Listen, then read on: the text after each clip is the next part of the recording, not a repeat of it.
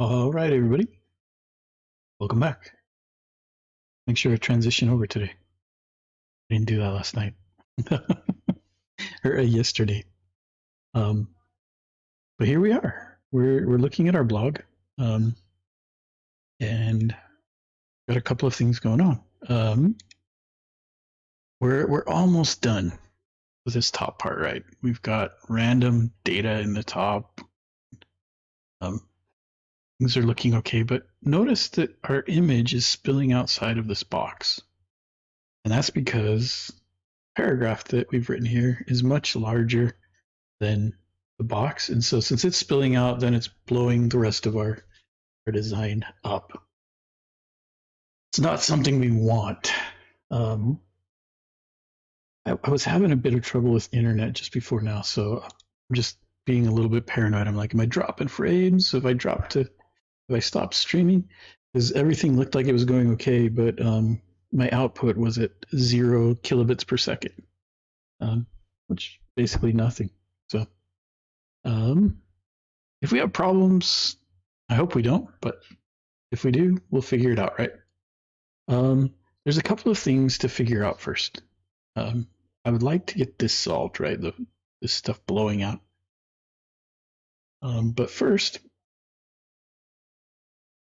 let's go make sure we get our editor open so we can make these fixes. But what I want to do first is just explore the wrong way to do this. And then we'll look at the right way to do it.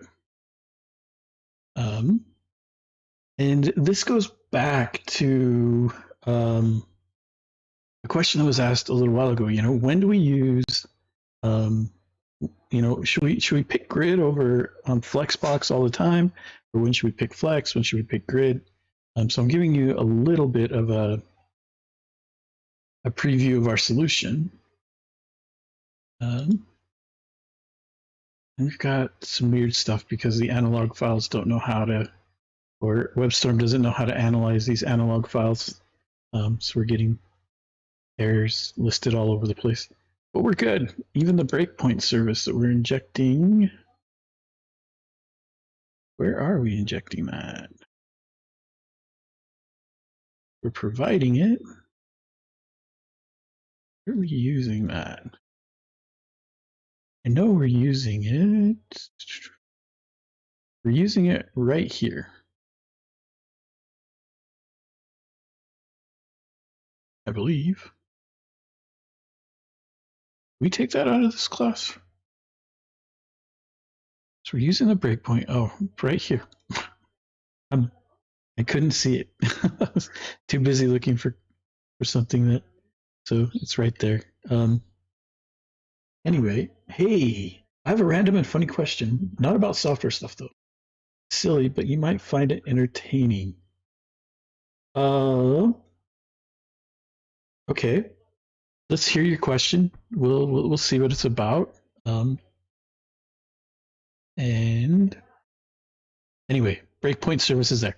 So let's talk about how we fix this, right?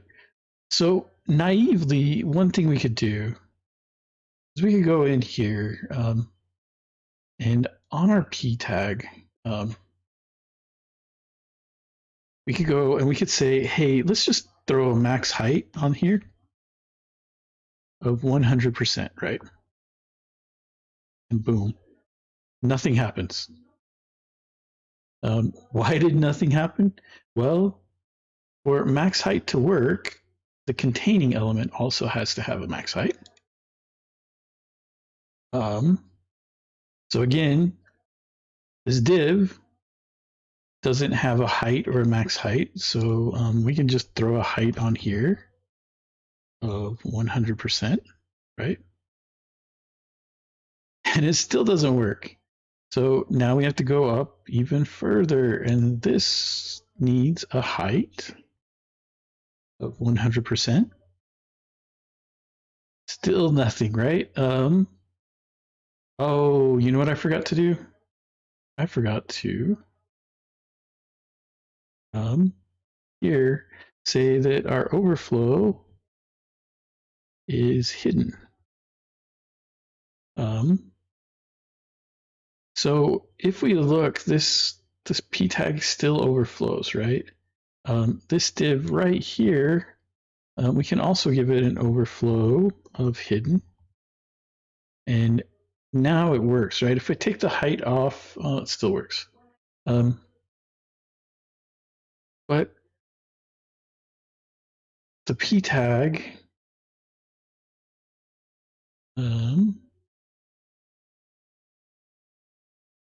there's my div. So if we look, notice that the p tag overflows by just a little bit, right? And that's the way to pin that, is just to get that. But see how we still stick out just a little bit below? And the reason for that is that we're using an overflow of 100%, but we've got this this text right here in the way, right? If we go take a look, we got the BR, and that span, and then that horizontal rule, and then we've got this div, right? And so that p tag, if we were to do this, we would need to take into account that. And so we could absolutely go, and we could go. We don't want to mess with it there. On that p tag, we can go here and we can say, hey, yeah, let's calc, right? And 100% minus, we'll try 2 rem, right? And now if we hover, I need a space here. So now if we hover, we're off, right? Because these don't add up to 2 rem, and now we're too short. And so we could come in here and we could say, oh, you know what? Maybe it's 1.8 rem, right? Oh, we're closer. Okay, let's try maybe 1.2 rem. Oh, that looks pretty good, right? And then as we shrink it, well, it's working okay. But we've got this magic number in here that we have to know 1.2 rem. And what happens if we change the height of this text here, right?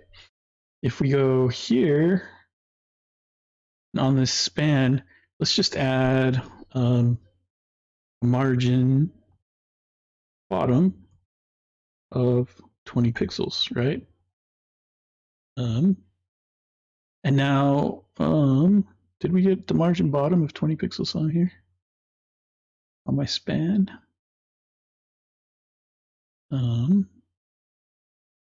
go something. No, that's not working. Because it's not a block level element, right? So what we can do instead is we can say, hey, we want a line height of 2 rem, right?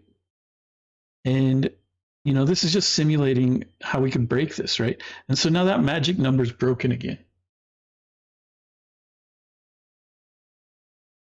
If I could see anyone to get tickled as a prank, who would it be? I don't know. It's a weird question. I don't typically think about that. I'm not much into pranks. So I don't have a good answer for that. I will tell you that I am not ticklish, and it frustrates my wife and daughters to no end. That they can't tickle me, but I can easily tickle them. And so that's not something I've thought about. Interesting question. Thanks for asking. But I don't have a good answer for that. Anyway, we can see that we've broken stuff, and it can get worse, right? So as the line height here grows, we run into issues, and we start growing out of control. So how do we fix this, right? Do we keep adding magic numbers? And do we use CSS variables to add things up and stuff like that? No. The right answer is to turn this div into a flexbox. because we've got a one-dimensional flow, right? Top to bottom, just one-dimensional flow. So here, inside of this div, we can just go, we can go flex, and we can go flex dash call, right? And so that turns it into a flex box in column direction. And if we go back and look, we're back to where we were.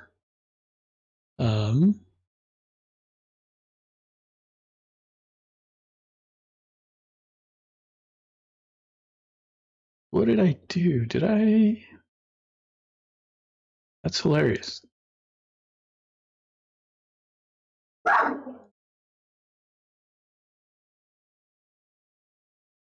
Oh, sorry, you guys. Need to. So with flex, this break that we put around the span winds up being its own. It winds up being its own thing, and so we've got the break here as part of the column. So we've got this row, then we've got a line, and then we've got the paragraph. So that's what's going on here, and that that can mess with you a bit, right? We've got the horizontal rule, we got this, and then this. So one thing to do is, because we went to Flexbox, we can convert this to a div. And we can remove this break.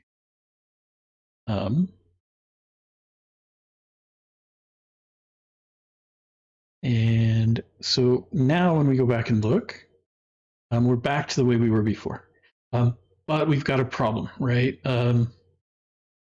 We've still got issues, but the nice thing about this is if we go and inspect this p tag here, and we add our overflow hidden, then we add our max height of 100%.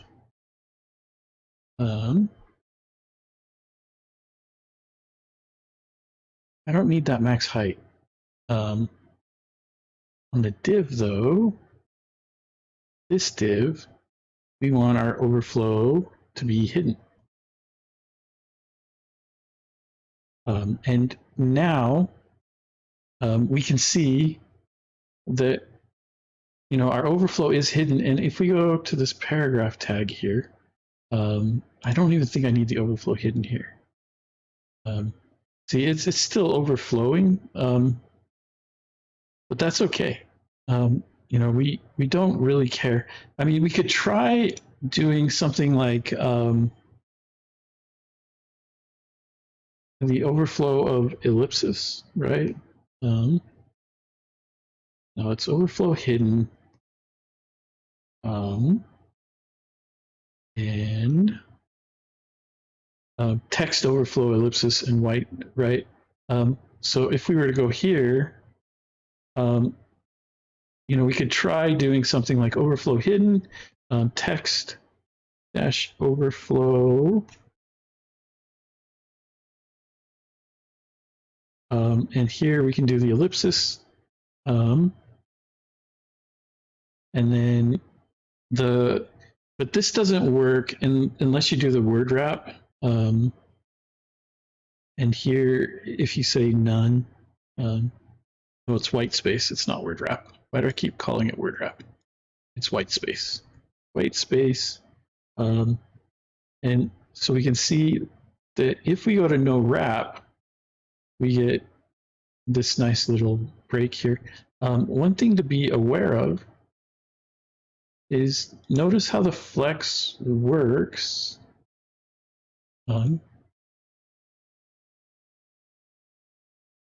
If we do, we go back to white space, and we do no wrap. Oh, it's working fine here.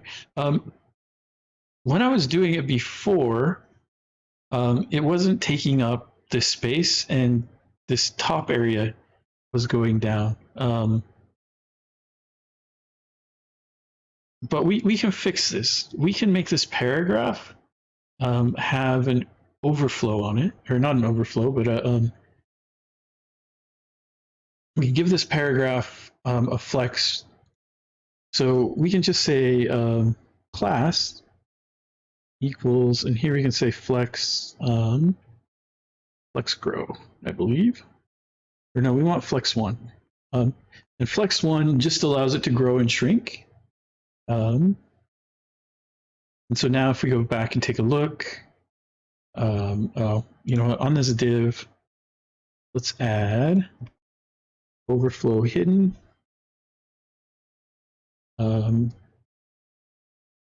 That's fine. Right, if we add truncate here, which does what I was doing with the other stuff, we'll see that it shrinks like that. But if we go take a look, we inspect this,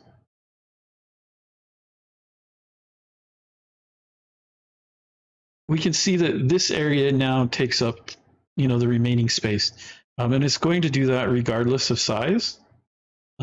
So, you know, as we grow or shrink, our flex is going to work appropriately. We can turn off the truncate because it doesn't make sense to truncate this.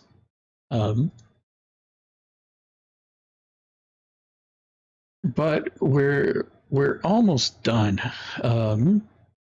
There's one thing that would be nice, and that's if we overflow, maybe we could fade out a little bit at the bottom. But maybe we'll...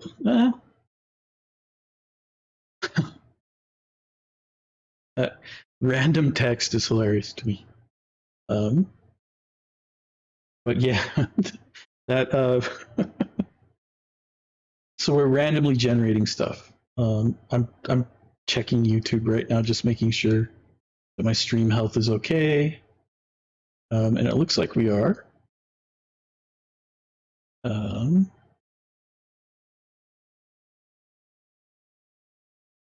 So yeah. All right. So anyway, we're just using randomly generated text here.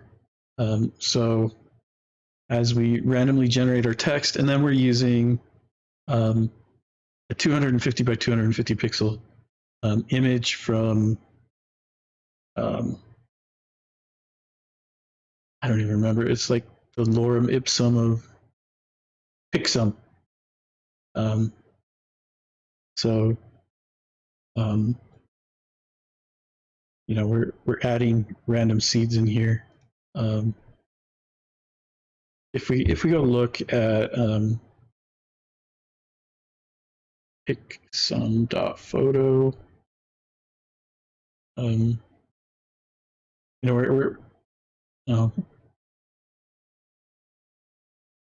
yes, I can't just hit that, huh? Oh, photos. That's why. Let's try again. Pixum.photos. And so this allows you to just, you know, use placeholders for your folders, right? So you can give it a specific seed, right? So ID and stuff like that. Or you can do a static random image, where you do seed and then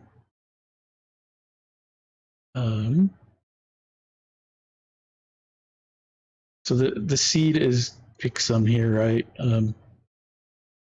And then it's a 200 by 300. But you can, I mean, you can do all sorts of cool stuff with it. It's a nice thing, right? You know, we could change the image by saying, hey, you know, I'm a little bit narcissistic, so I want my name on this image seed. And when we do that, see it changes to, oh, that's a nice image. We're going to keep it. So we're using just the lorem ipsum picture generator, um, and based on what you give it, it gives you back something. And if we didn't want just a random seed, we could just say, hey, give me a 250 by 250 pixel image, and then every time we refresh, we would get a new image. Death Watch. That's hilarious. Anyway, that's one thing that we were doing. Let's put it back on a static image. That way we can use the cache and not be hitting that stuff over and over again. So the next thing to take a look at is I was trying to restyle this this header, or not this header, but this horizontal rule. And the horizontal rule is not styled with text color. Dev X-Man P-WebKit line clamp 3 display WebKit box orient vertical overflow hidden. So you want to clamp it to 3 lines. Display WebKit box. See, the WebKit stuff, I like where you're going with that, to truncate the content. Oh.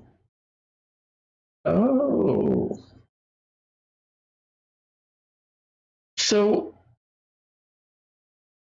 let me, so let's look at, can I use WebKit box?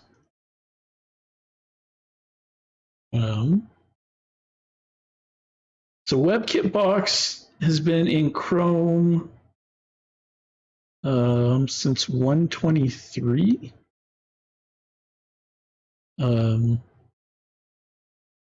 What version of Chrome am I on?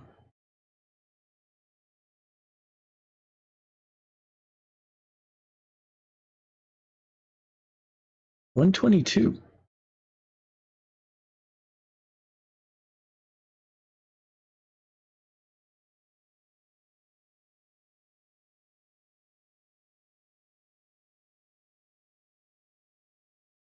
Oh, that's WebKit box reflect.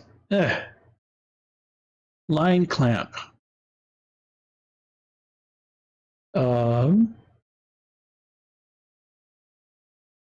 So you added the line clamp in there, right? WebKit line clamp, yep. So the WebKit line clamp, oh, it's on a level 3, so it's pre-release. So that's why the 123 to 125 must be the pre-release browsers. So 122 on Edge, Safari has it with the WebKit prefix, WebKit. WebKit on Firefox prefix. It looks like most browsers will support it. But my question is, if we resize top to bottom, how do I control that without, can I control that? Because I really like that idea. I haven't used WebKit line clamp. WebKit box orient overflow hidden.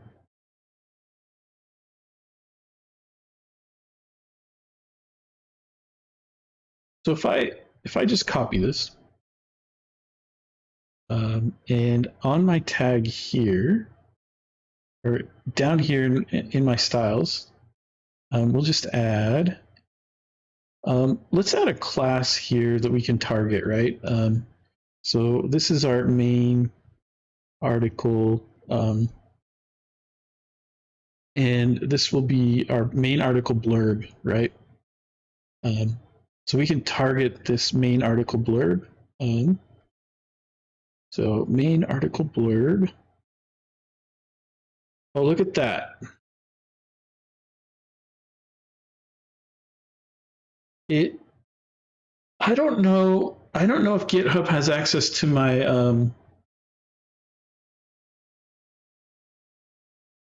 because that's almost exactly what I just copied, right? Except the overflow hidden was in a different order. Yeah, I don't know if Copilot has access to that. Um, but if we go take a look, um,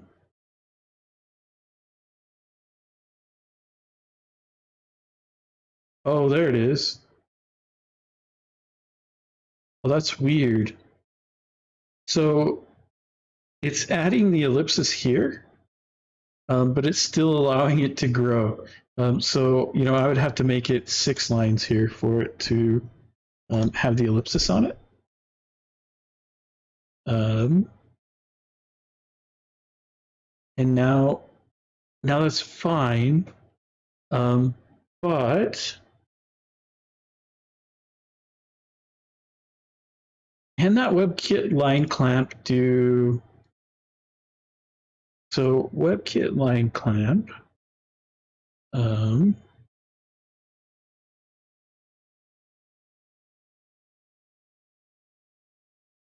thought there was there's usually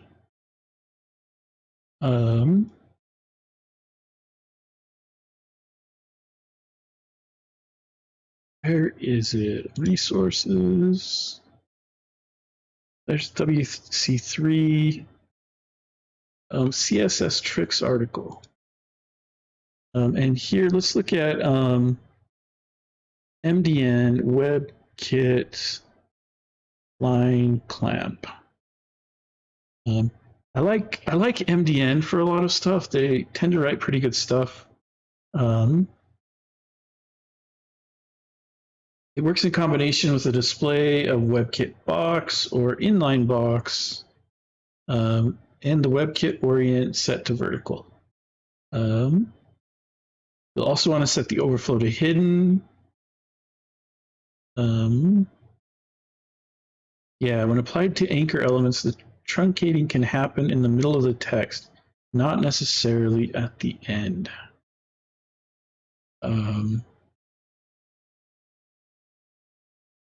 So we got the line clamp. Keyword.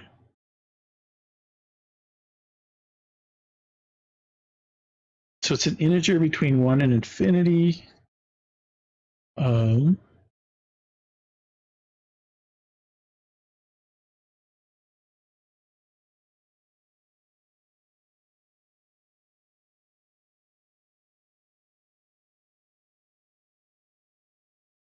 There's also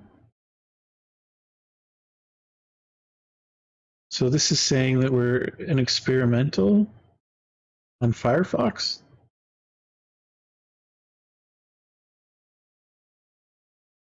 Oh, it's the none. It's the none. WebKit line clamp none is experimental. But I'm curious about like CSS stuff here.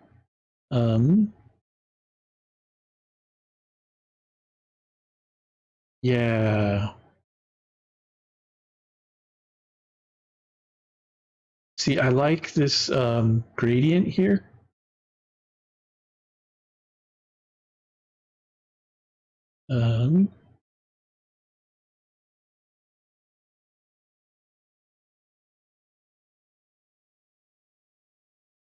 So we've got a fade. It's exactly 3.6 EMs.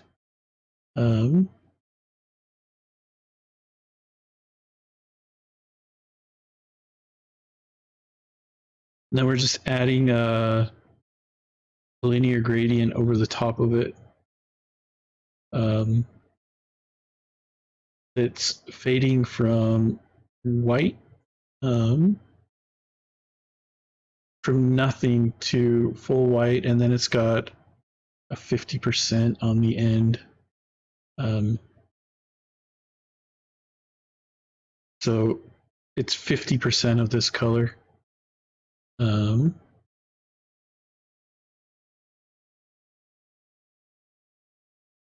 Text overflow. Opera allows you to do an ellipsis on the last line. That's pretty cool.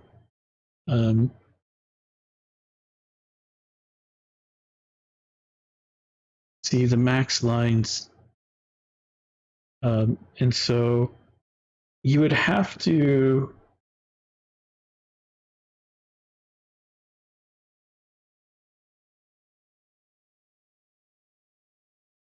calculate this, right? The line height times the max number of lines. And so in JavaScript, you could grab these variables and then line clamp them.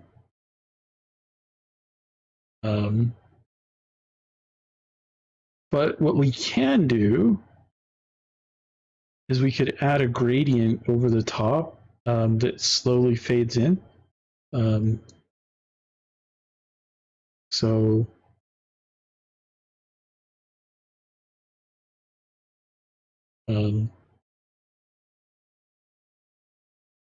that this just kind of fades out, right? Because as we get, like, say we get here, it looks a little bit strange, but if we had just a slight gradient here at the bottom that started to make this fade out, and then this would be completely faded, then we would be, it would look intention. And so that's a trick we could try, right?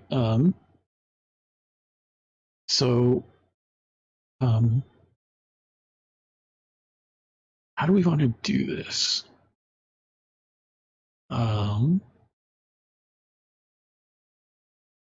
That's a really cool trick. That's one I'm going to have to add to my list of just CSS tricks. I mean,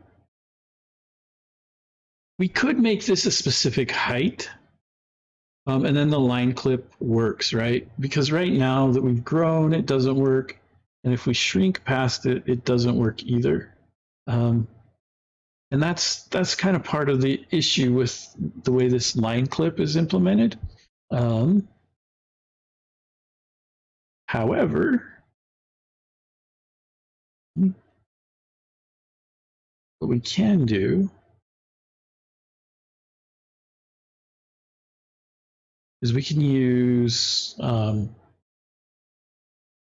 here we can do div, and I'll show you what we're going to do first, right? So here we want a class that's position relative. Maybe it's just relative. Yeah. And so that's going to be our container here. So now we can add a gradient here. So we can do div, and we can go position, or this is fixed, right? We can go top. Interesting. I'm trying to do this the Tailwind way. Tailwind CSS. And inside of here, we can do absolute. So absolute class equals static.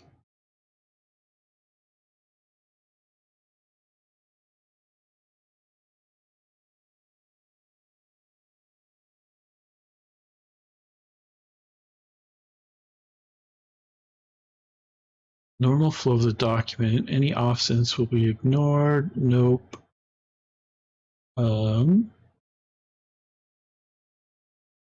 Absolute to position an element outside of the normal flow of the document, causing neighboring elements.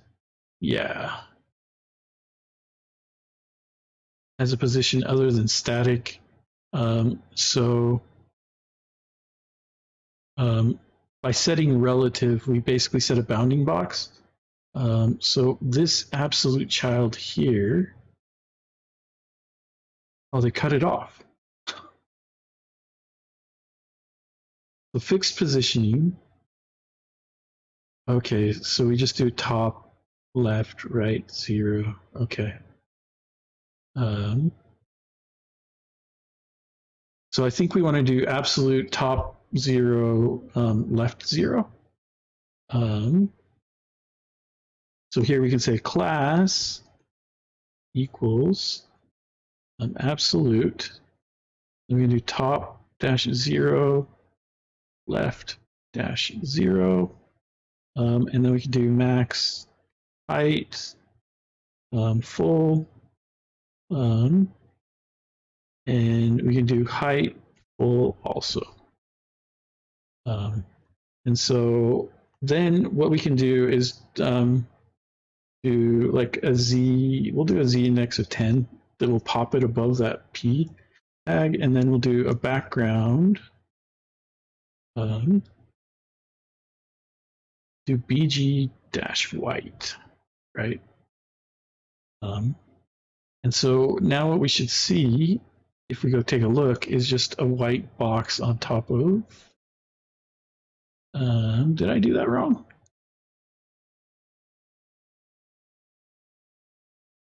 We inspect this, that's my paragraph tag.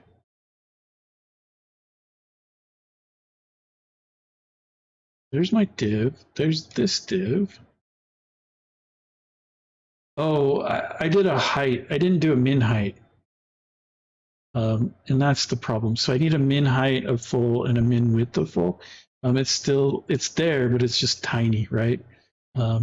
So we want a min height of full, and then a min width of full, and that's going to put a white box over the top of everything, right? Which looks horrible. But now we can turn that div.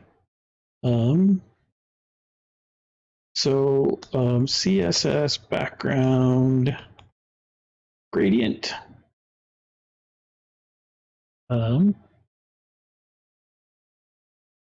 So we can go create a gradient that will do kind of what we want. So we want our gradient to be a linear gradient. We also want it to go top to bottom. It should be 180 degrees, right? Can I not type in there? 180. What? Well, that's a hideous user experience.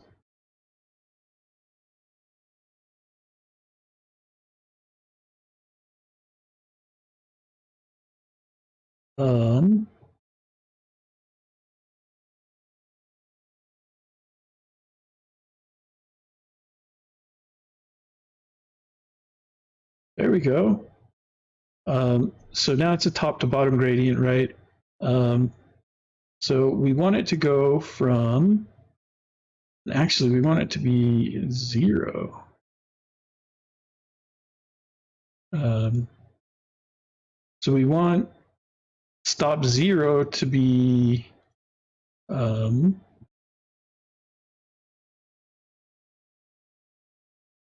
0, 0. No, not 0, 0, 0. We want it to be FFF. We don't want, actually we did want that stop. There we go.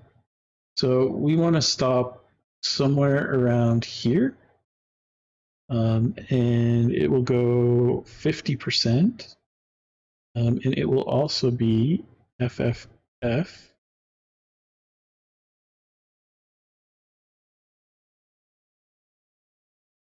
How many? We got 6 there, right? So if I do 7, 7, does it allow me to do that? No. Well, that's fun.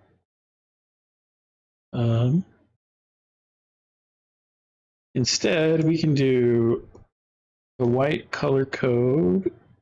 Oh, there we go. And here we want a 50%. And then finally here, Um,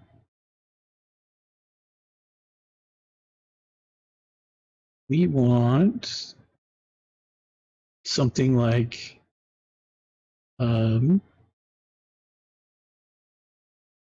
here we want yeah, we want a white color. Oops. Here we want the white color again. It can be like 100%.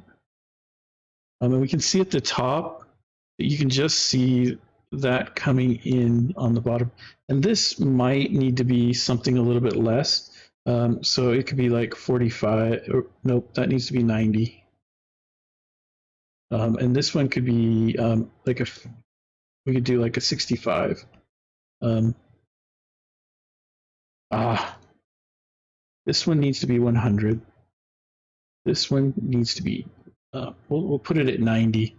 But here, this one could be 45 alpha, and here 50 alpha. So there we go. So we get just a slight off the bottom, maybe even at 80%. We can play with these numbers, right? But we can see that all we need to do is just make the background a linear gradient. We can copy this, and then we can play with it a bit. So I don't want to mess with. Well, let's see how Tailwind does linear gradients, right? And then I'll decide if I want to deal with it. So gradient.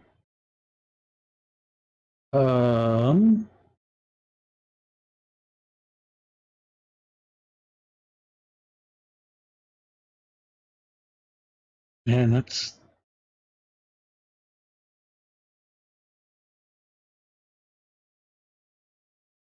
yeah.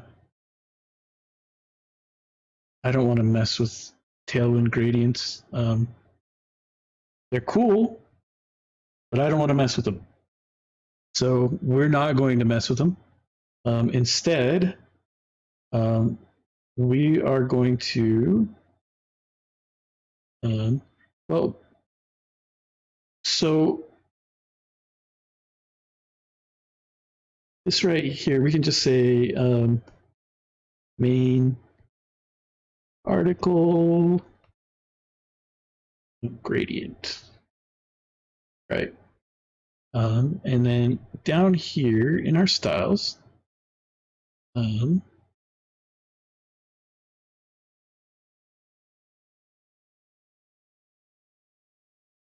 just add in our dot main article gradient.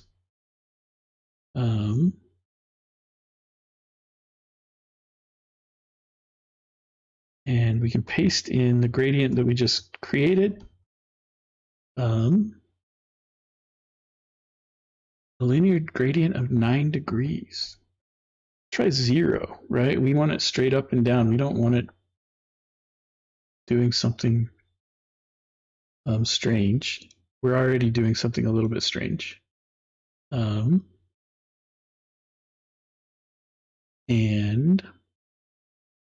I broke something. What did I break? Let's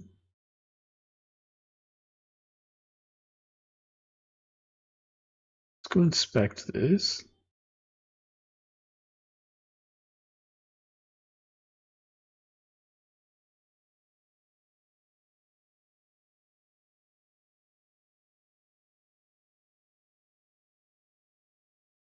So we've got this class, and if we come up to this flex box, we got our grid up here. How do we break our grid? What did I do to break our grid?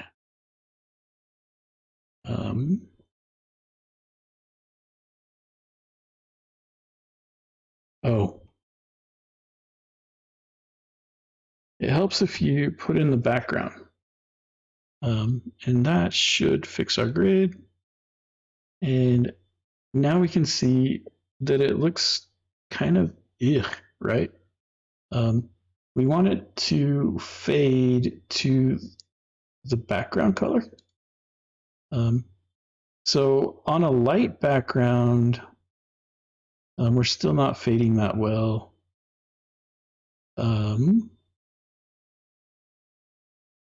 Here, we're already starting to fade at the top, and we aren't fading that well. So one thing to take a look at is, we go inspect this. We'll see that this div is a lot bigger than the div that it's contained in. And so one thing we need to do is this div needs to be max height full, and that should constrain our stuff a bit better. And so now you can see that things are starting to pop in. One thing that we've got an issue with is, because we've got this div here, we can't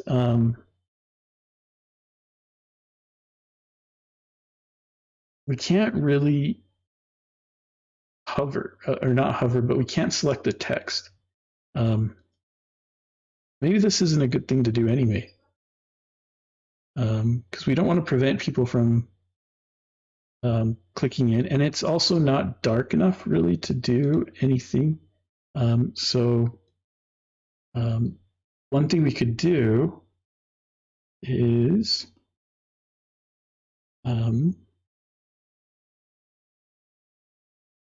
so at 80%, instead of being 45, we still want it to be 0. And at 0%, still want it to be 0. And at 100%, we can make it 1. Now we can make it like 0.8 alpha here. And we've got it backwards. But now if we were to go take a look, like on a light theme, it makes the top stuff fade out, right? And seem intentional. On a dark theme, it doesn't work. But we can flip this around and go 1, 0, 0. And now if we go take a look, how big is my gradient?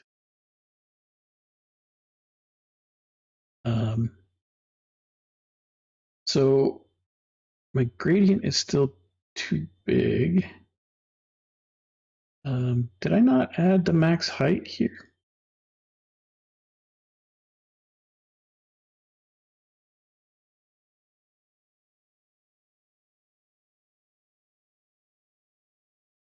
I thought I added a max height onto this one. Where did I add that max height? There. Didn't add it here. Max height full. And here we can just, yeah, that should be fine. So now we can see, like, if we go to a light theme, now it fades out, right? And looks somewhat intentional. However, when we're not on a light theme, like on a dark theme,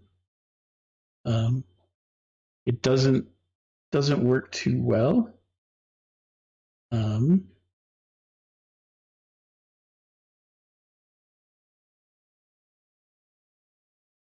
Also, my gradient, so 0 to 0, and then from 100 to 80.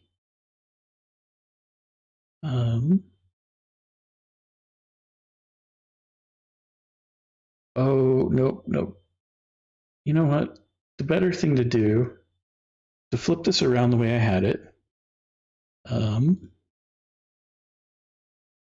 And that will work just fine. And then here, we can just flip this around to 180 degrees. And that should, yeah. Now, if we go to like a light theme, we probably want to go a little bit higher. Instead of 80%, we could go like 60% maybe.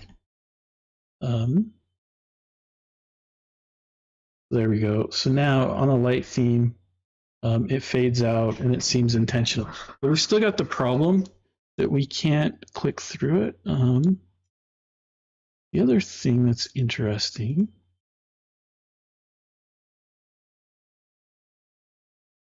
I guess on the dark theme that stands out better than like on the light theme with the muted text there. Let's see. So like the sunset theme, it stands out. The Nord theme, it does. But we've still got an issue, right? Because this only works with like lighter text. And so when we go to our darker themes, then we wind up with this gradient over the top, and you're going, wait, what is the point of this, right?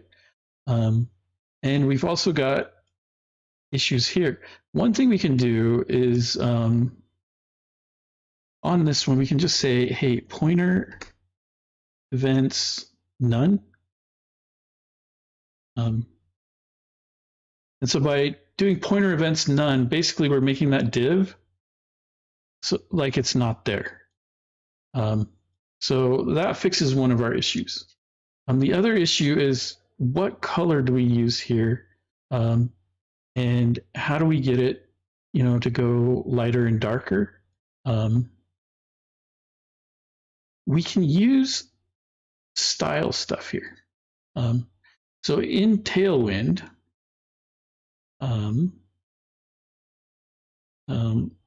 but I believe it's the style function.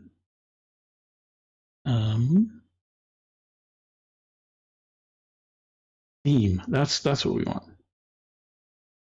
So the theme function, inside of here, referencing other values,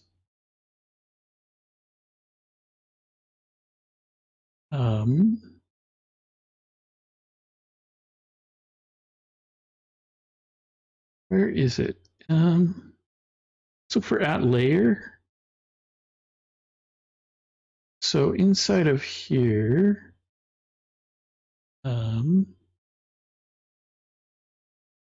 that's not what we're looking for. Functions and directives. So we've got the at tailwind, we've got the at layer, at apply. But we can also reference inside of our functions right here. So the theme. So right here, we can grab like the theme. And so, colors, we can grab colors, we can grab, whatever color we want. And then there's also screen stuff here to reference breakpoints. But here we've got the colors blue, and we can add our own alpha to it. So if we come here, well, the first thing we need to do is figure out what theme color we're using for the background, right? And so if we inspect, should be able, it doesn't matter where we look. We can look at the computed and go here and filter it down for background. No.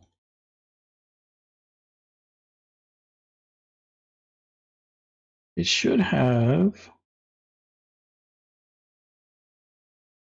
we've got our color here, but maybe our background is transparent. So we need to go up to where we add the theme. So here's our theme, and our background color is set to that in the computed. We can go grab it from so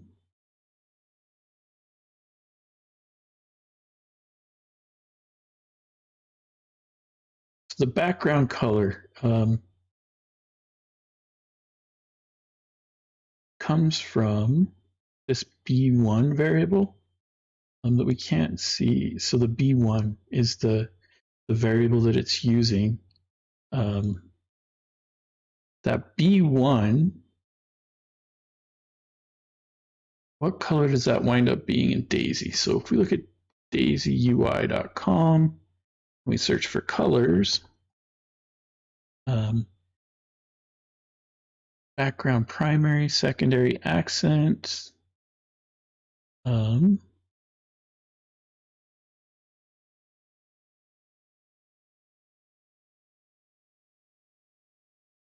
does that wind up being? Can I reference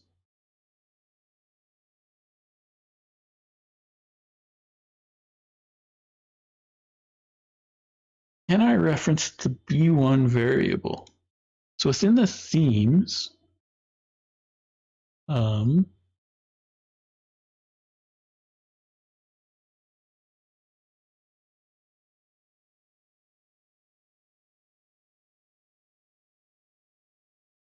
base 100.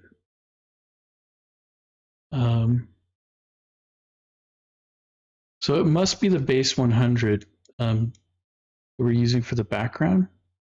Primary, secondary, accent, neutral, base 100.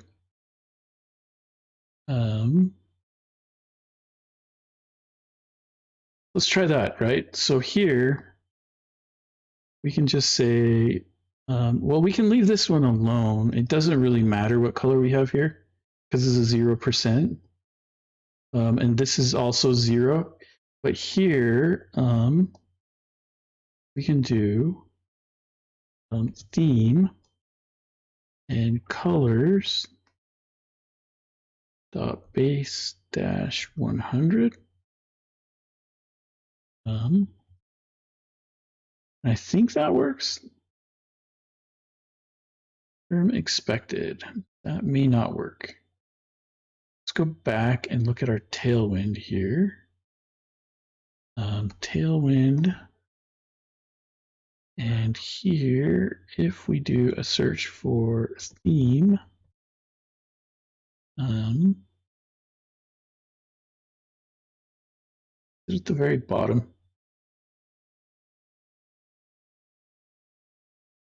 Screen readers, forms, interactivity.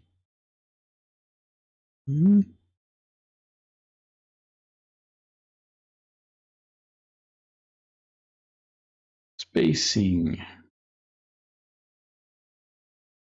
So under the theme, color spacing, core colors.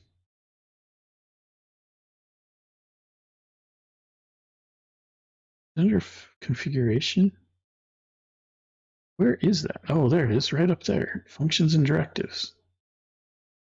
And so down here, if we look at the theme, spacing.12, colors, yeah.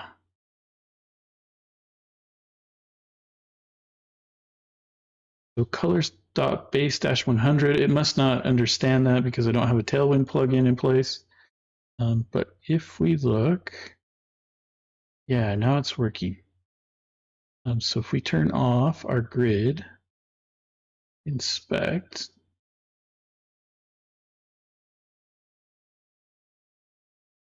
turn off this grid. And so now we can see that we get the fade out, right? It looks a little bit weird with the border around it, and we'll be removing that border. But as we go to different themes, we're appropriately fading to the right color. And so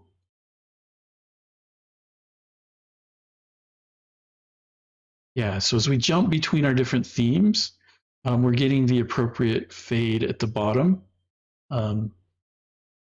And so it looks like we're intentionally doing it, right? And the nice thing about this is because of the way we're doing it, that fade is going to follow it up. And so the bigger it gets, well, and maybe we should just fade the last two the last two lines instead of doing something like this.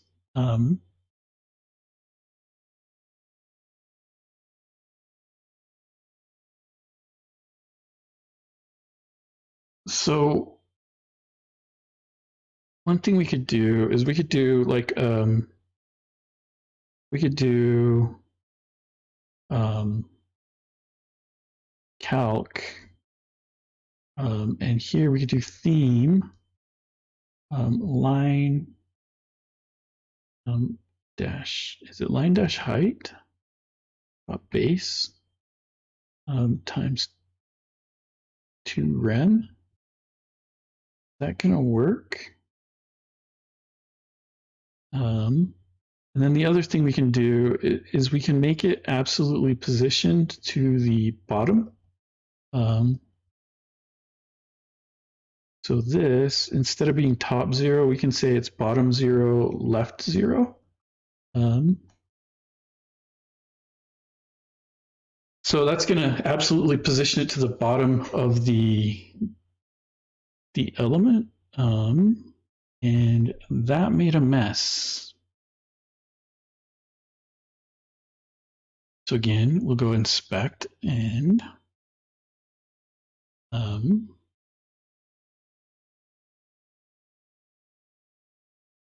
we got this div.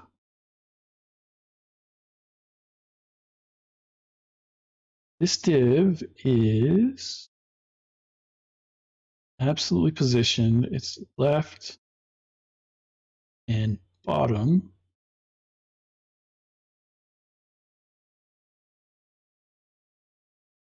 So there it is. But it's going over the top of everything. We don't want that. We want it to only go over the top of text that we care about, but that might be this calc right here.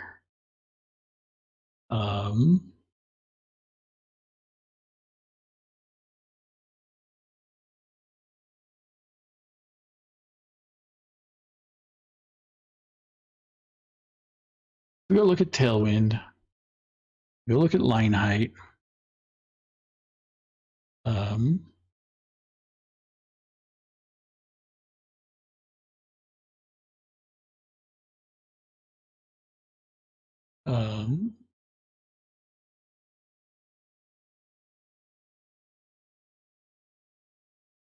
So leading dash normal.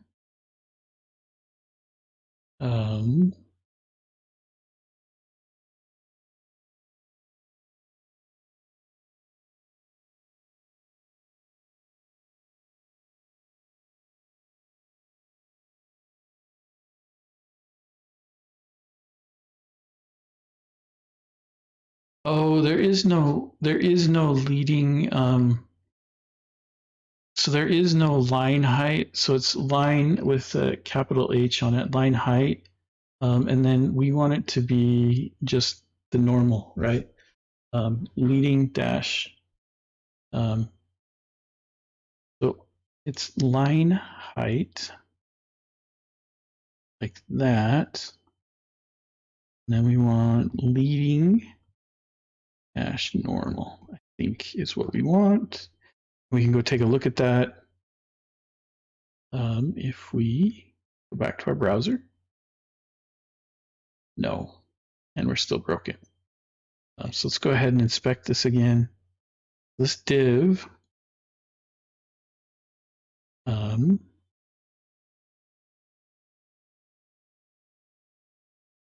this main article gradient, absolute left 0, bottom 0. Oh, we don't want that. We don't want that.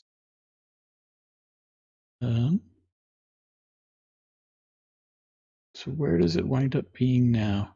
Now we don't have line height on here anymore, but we also aren't matching our class, which is main article gradient absolute.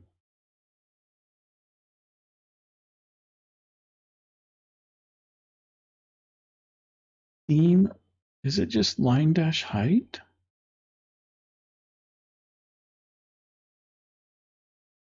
Leading normal? I wish this stuff was documented better, and maybe it is. I just don't know where it is. But one of the things we want to do if we're going to do this, actually, I don't think I need this.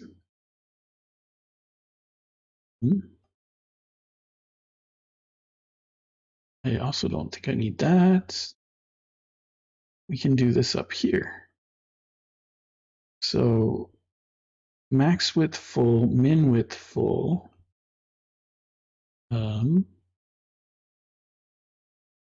So here we want the max height to be 2.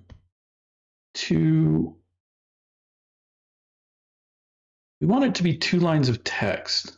So if we go back to Tailwind,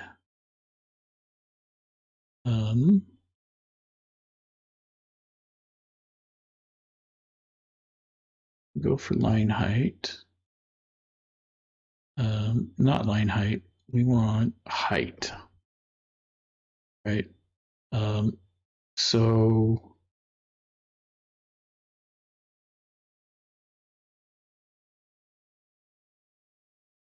can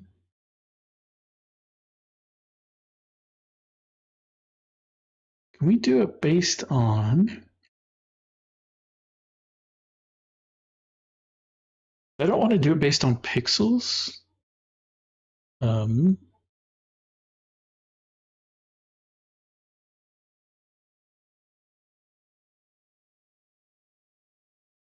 guess we can do like a height of 10.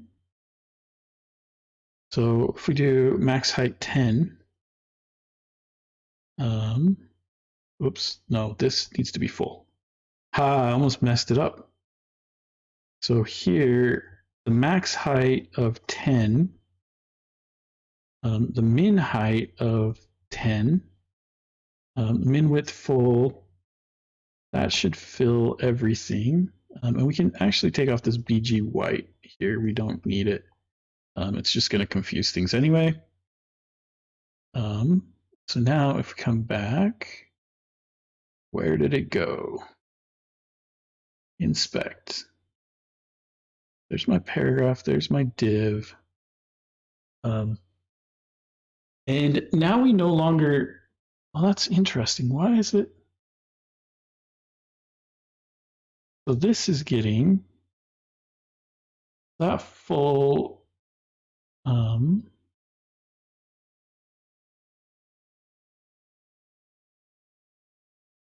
that full is just slightly outside.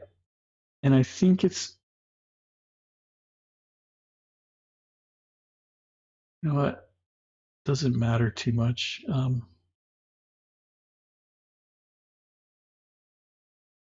So 10 is not good. We could go to probably like a 14.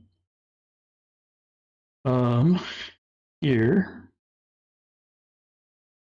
And then the other thing we can do is we can adjust our gradient. It doesn't have to be kind of that crazy gradient that we had before.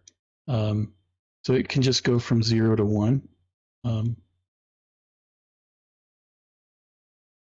And we actually don't want to go from 0 to 1. We could probably go from like 50 to 100. So here, we'll grab that theme and then we can just do /50 here. And that should start with a That messed up my gradient. What did I do?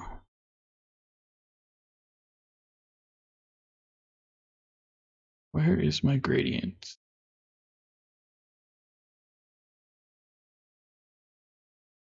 So that is from 50 to 100. Go 0 to that. That's not as bad. Starting at 50 is a little too dark. So maybe if we start at like 30.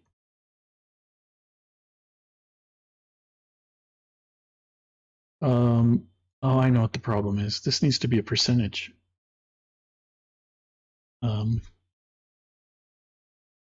It should be 0.5 or 50%. Yeah, there we go. So now it fades out a little bit cleaner. We were going all the way dark to much lighter.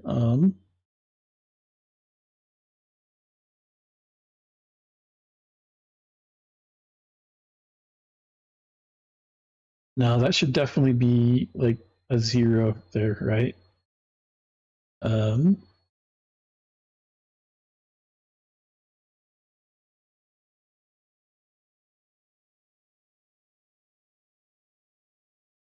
You know what?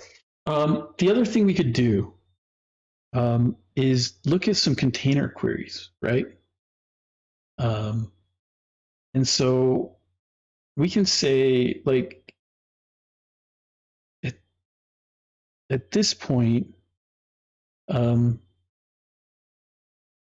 here we like here to probably here we want the effect to be different. And so to do container queries, and I'm curious if Tailwind allows us to do container queries. I'm really curious about that. So container,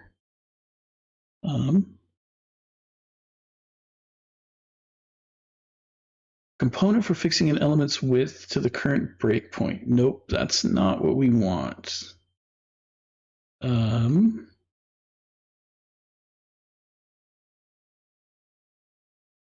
Do they have container queries? They don't. Okay. So if we go, let's go to MDN container queries, right? So we can look at what a container query should look like, right? So with a container query, it's much like a media query, but we can query for the current container. One thing that we have to do is on the container that we want to query, we have to tell the browser that we want to query it. So we just put a container type of size, and it will give us back the size. So our main article gradient is contained within this div. So we're going to move this class up. And now the main article blurb, we can say main article blurb. And so we can say container type. And this is all of the stuff that we can do. But we just want to know the size. And so now we can add some container queries. So we can say at container. And we can query specific containers. So you can do a lot of really cool stuff with this, right? So here we can say, that if a container, so we can query everything, but we can also give it a container name that we care about. So, we can call this, we can give it a container name, and then we can scope our stuff to just that. So it's not trying to listen to the entire document. So we can come here and we can say, hey, container name. And we can give it a container name of, we can just say, hey, this is our main blurb, right? And then here we can say, hey, for the container main blurb, we can say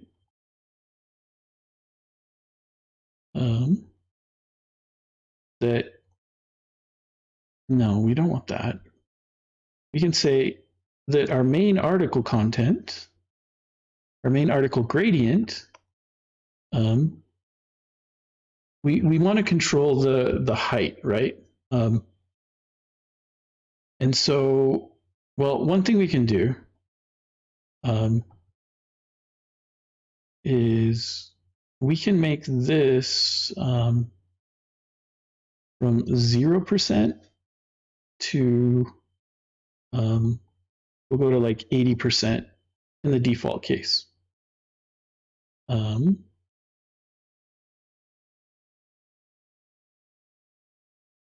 don't care about the pointer events. So here we can say the main article blurb, and then we need to add our container queries here, right? So we can say, if the min height is a certain stuff, so we can say, hey, if the min height is, and here we can say,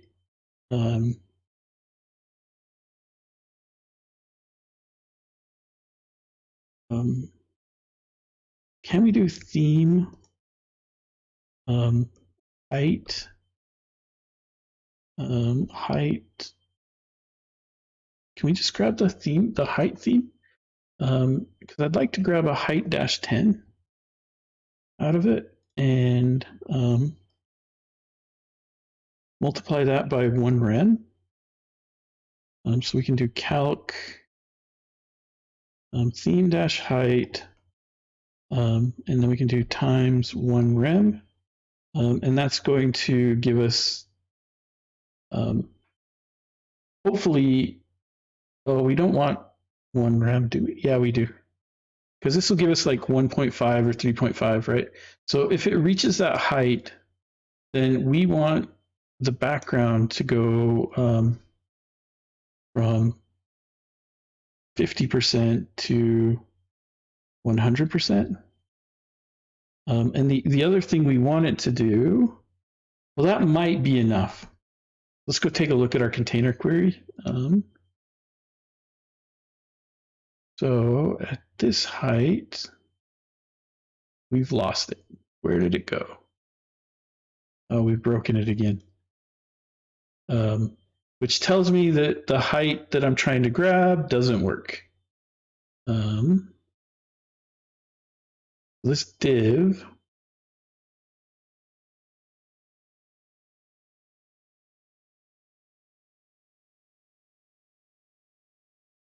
here,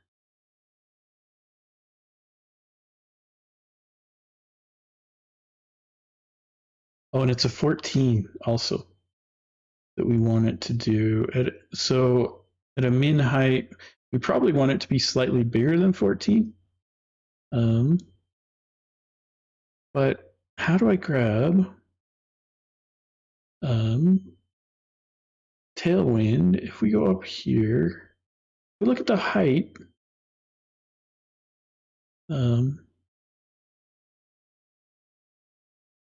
Here, height, and I go down and I look at the theme.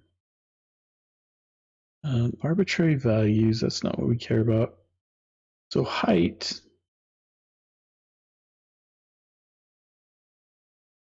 is it just height.10? So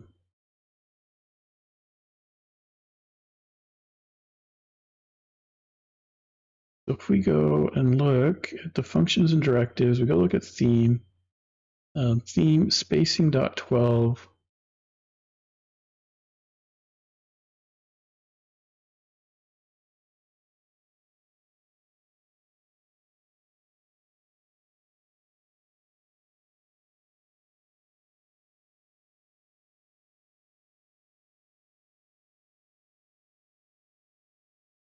So here, if I just do, instead of height dash 10, if I do height dot, we'll do 18.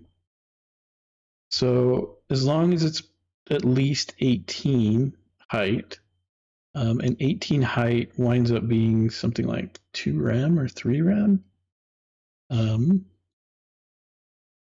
Height.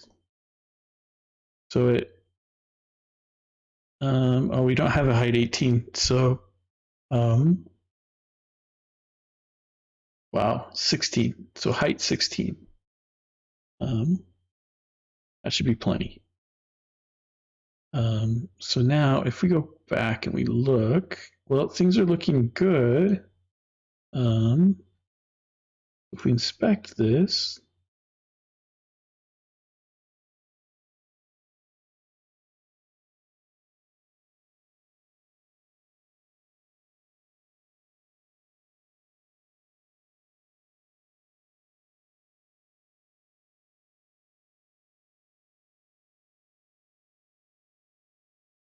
oh, this div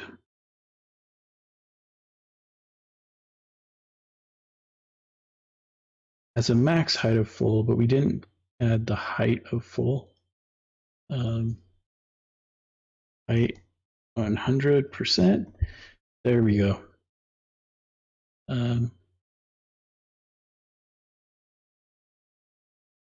That's interesting. Why is it off?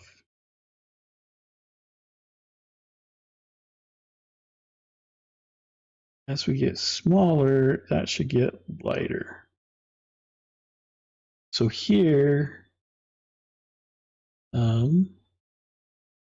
if we look at this, so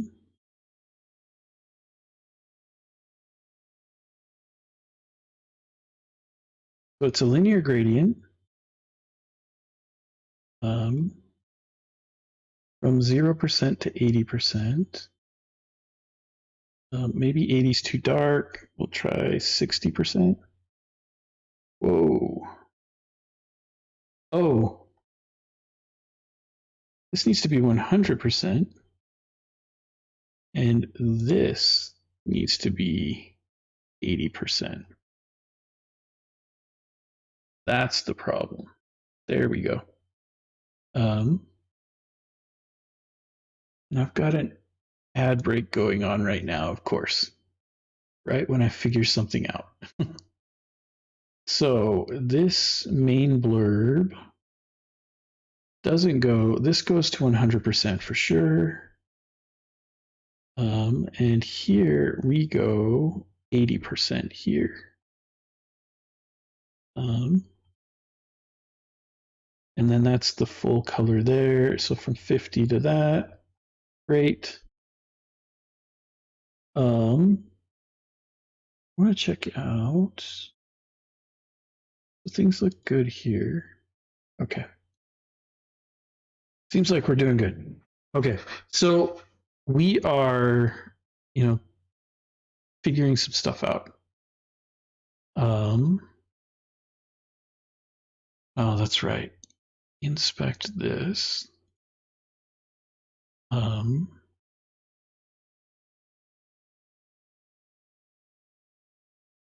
So this div, the main article blurb,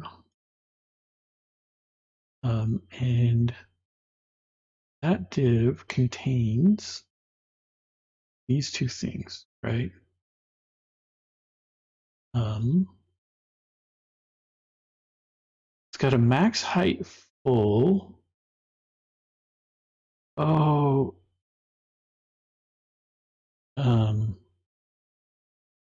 that's what I did to break it. So this blurb, the container type of size only does size. We want normal, I think. Let's see if that works.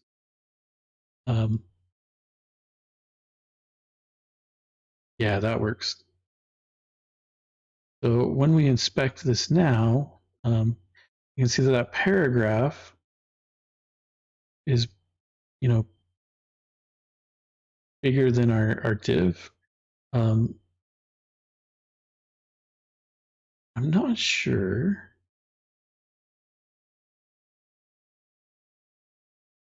Why this div is overflowing a bit. What did I do wrong here? Is it the max height full?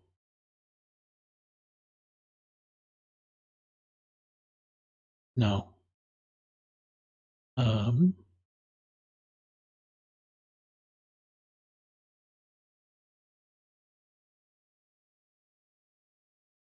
So its container is this flex container. Let's refresh that and let's look at that flex container.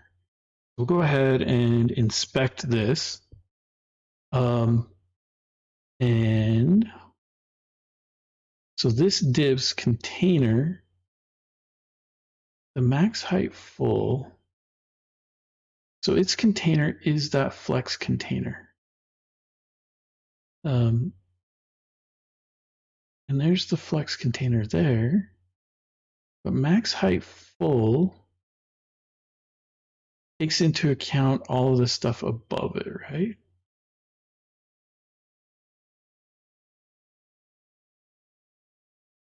There's that.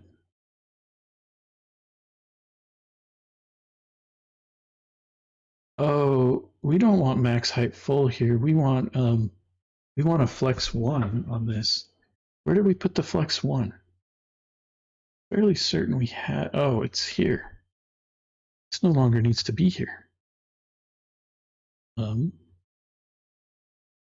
This can go here. Flex 1. Then we don't need the max height full. And that should fix the problem. There we go. Yeah. So if we inspect this. Oh, never mind. We need both. Max height full. Boom. There we go. So now, if we inspect this, right, like our P content overflows. Why are we?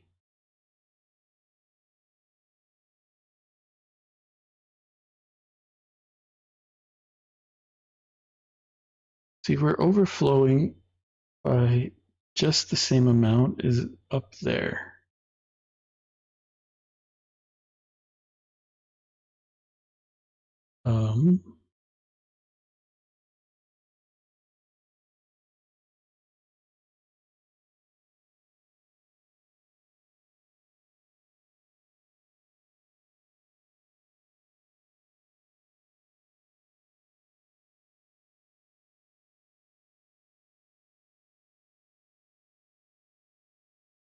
Flex 1, overflow hidden. Now what happens? Now we're right. Now if we inspect this, that sits in the right place, and that is the right size. There we go. So the overflow is hidden. We got our container query figured out. So as it gets smaller, that query should get lighter. And we can take a look at that over here, right? So inspect this. So this div right here is hit by a container query. Maybe.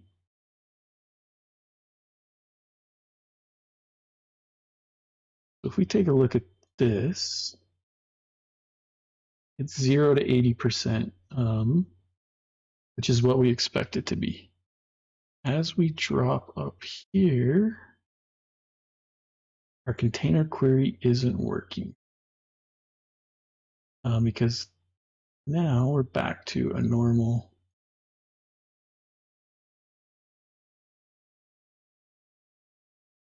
We aren't getting the size events. That's what's going on here.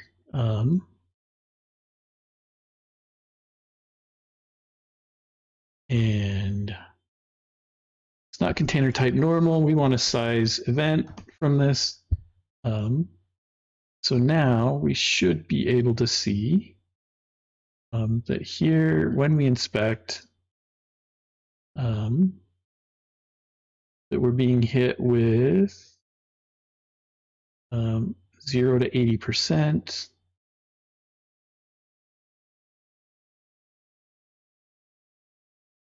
Does that ever? It's not changing at all. But that's 0 to 80. So this is 0% to 80%. Is the default one. We want it to go a bit darker as it gets bigger. And actually, we probably don't want this to be as dark. We want this probably to be like 0 to 30% here. And then we want 50 to 100. But I don't know what this calc is doing. So we can go take a look at our style sheet. So if we go and inspect this and we look at this div, so now we're from 0 to 30%. And we should be able to look at, those are flex, there's our grid.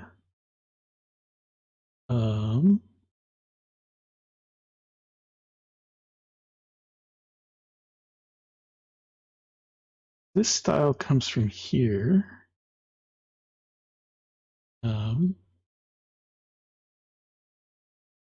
This is a style that it's dropping in. We've got a media query in here, image, main article,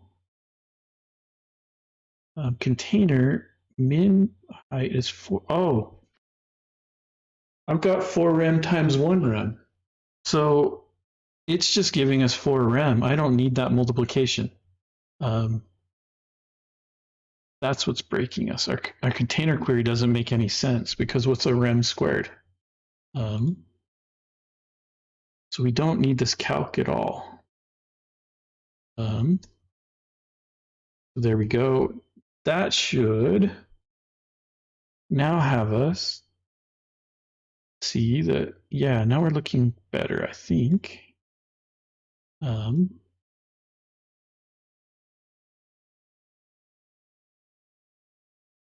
Yeah, so now we're at 50 to 100% on our gradient.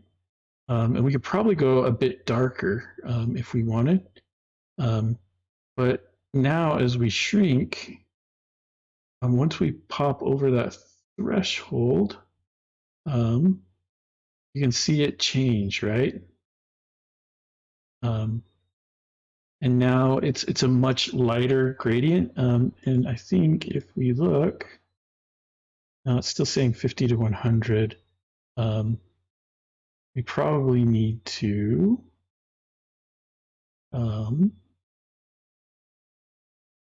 if we go and inspect and we grab that paragraph and then we recalculate that grid, yeah, now it's 0 to 30. So we can probably go a bit darker on this, but we've got our container query working. It would have been much easier if I wasn't trying to use themes from Tailwind. Let's try 75. Oh, 750. No, 75 to 100%, right? So by default, we're there. Ooh, that is a lot darker than I want to be. Let's try like 60 to 100. And actually, we can just inspect this. So we hit 100% down here at the bottom. And maybe that's too dark. So what if we come here And instead of doing like /1, we could do like 80%.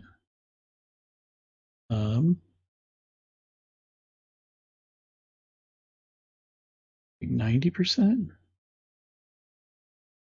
85. So at 85, that's not bad. Up here, once we hit this, we probably want to start switching here. So 4rem is probably not enough. Right, we want it to be down lower. And I also think that oh, interesting. I would say let's go 50 to 85 and call it good. So here we can go 50% to 85%. And then up here, our 0 to 50 is fine, but we want our height to maybe be 20 when it starts to swap.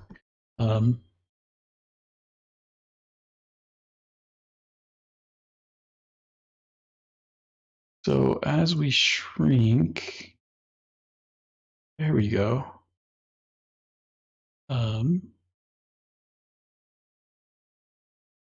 Yeah.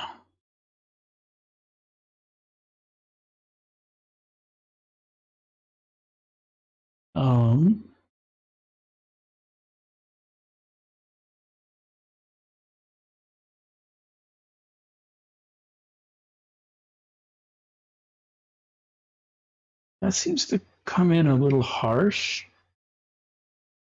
So let's go here and we'll go theme. We'll go height. And here we can go theme. Yeah, we can just do height 20.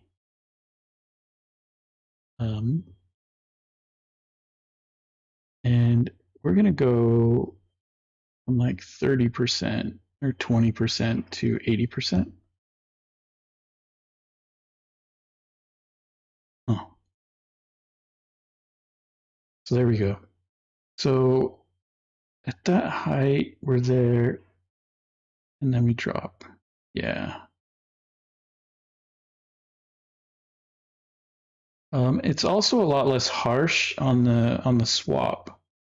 So at that border where we jump between the two, and I mean, people probably aren't going to be moving their browser around like this, but it's definitely a lot less harsh compared to what we had before. And then it, swaps across. So I'm going to leave it there as is. I didn't expect to be doing CSS the whole time, but I enjoy CSS. I'm not the greatest designer. I will admit that right up front. But I really do enjoy CSS. The last thing I want to do, and I mentioned this early on, is this line right here. It bugs me. So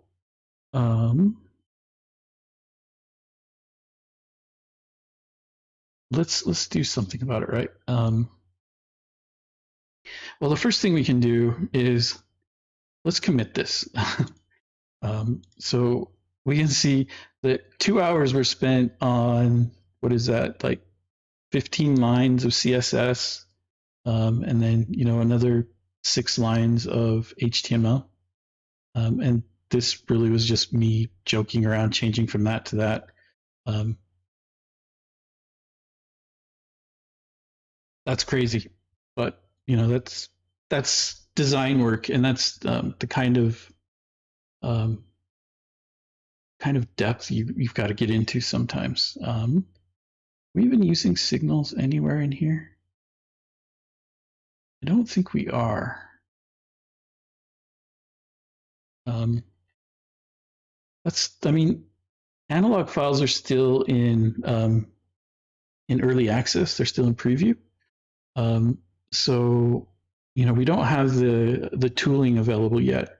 But let's take a look at this. So here, we fixed the size of the text in the main article component. So go ahead and push that.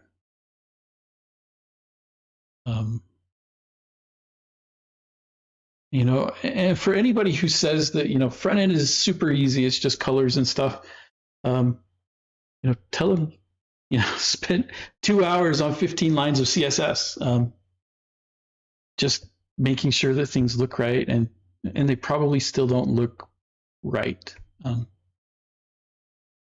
right, so we're good there. The last thing I wanted to take a look at was this horizontal rule, this HR. And it's not text primary. It's actually the border color that controls this. So the first thing we can do is just do a border primary. And now if we go look, it's now the border, it's the primary border color. But that's not the one we wanted. We want this secondary color here. So we can say that we want the secondary.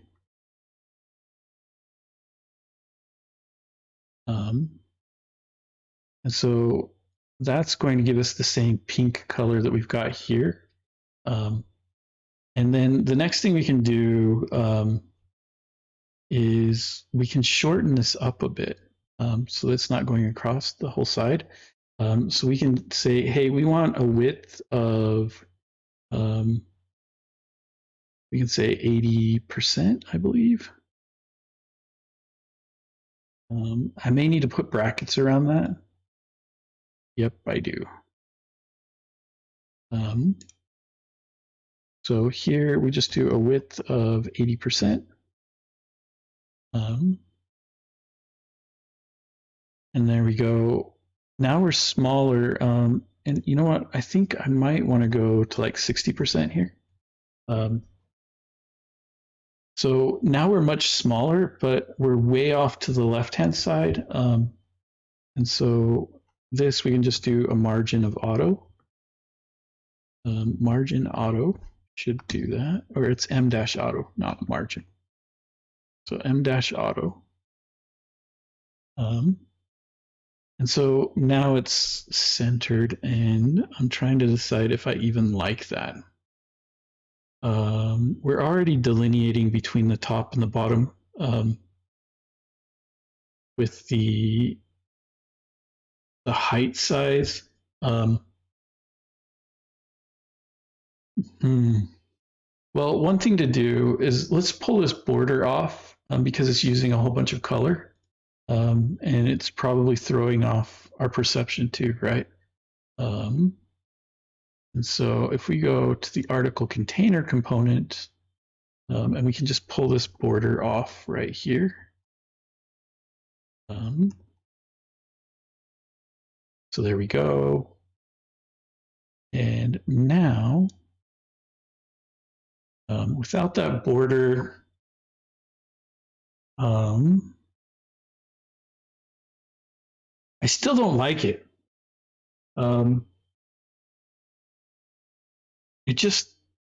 It looks out of place. It's too close to the top of this text too. So, we could add,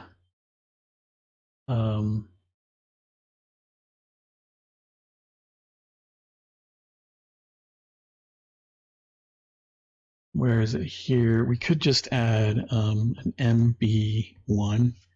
It's going to give it a little bit of spacing. Maybe we need to go to like a 4. But all that's doing is taking away space from the rest. And now with the 4, it looks weird. I don't like it.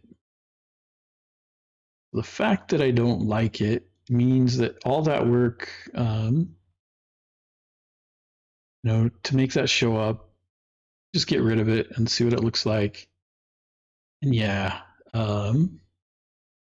we're too close over here. It feels way too close over here. If we go to a lighter theme,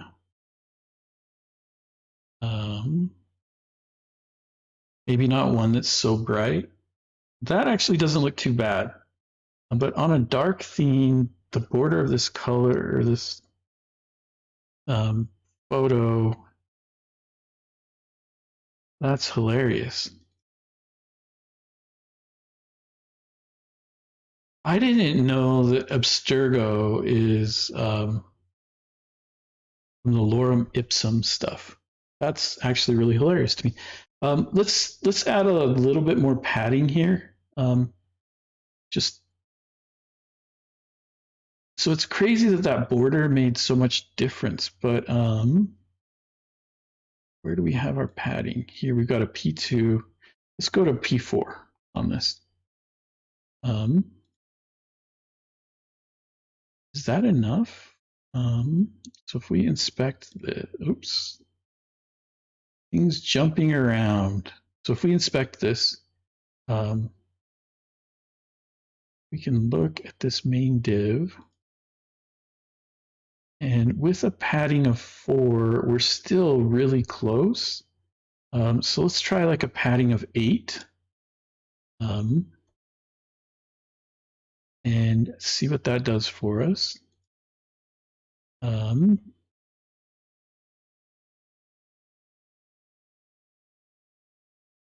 So let's go here and inspect again. And I should probably just get used to using this. It's probably faster and easier, right? So with our padding of 8, why do we have so much space here? Oh, I'm adding it to the wrong place. I was like, it doesn't seem to be changing anything. Yeah, it is. It's just changing this, and we're getting more and more space. So let's go back to, oh, that's hilarious. So we'll take that padding down back to a 2. And here is our padding 2. Let's make that a padding of 4. We'll double it and see what that does for us. There we go. I'm happier with a padding of 4. And actually, we should probably pad this top one to 4. So if we take a look here, why is there, oh, yeah.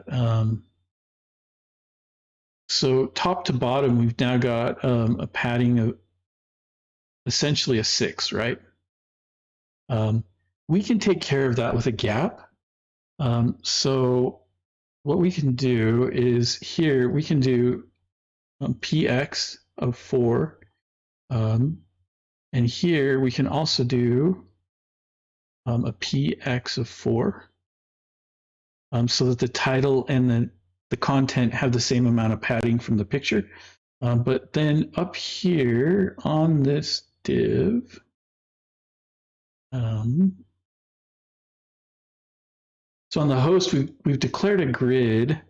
We can say spacing of, and here we can say that, no, it's not spacing. We want a gap. What is going on there? So we want a gap of, here we can say, theme space 4, yeah. And that should set up our gap appropriately. Oh, and we also want, oh, we don't need this. What am I doing?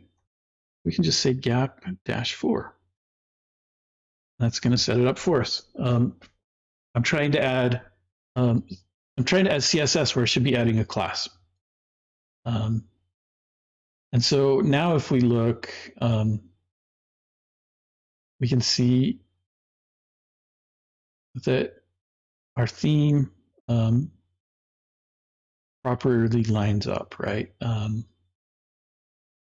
So this is going to be aligned with the top of the picture. We can also see that if we look here, oh,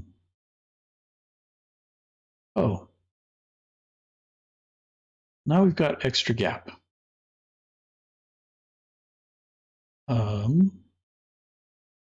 So we want a Y gap of 4, but we want, we could leave that gap of 4 in there, but to fix that, really now all we need to do is just add padding, right side padding to this.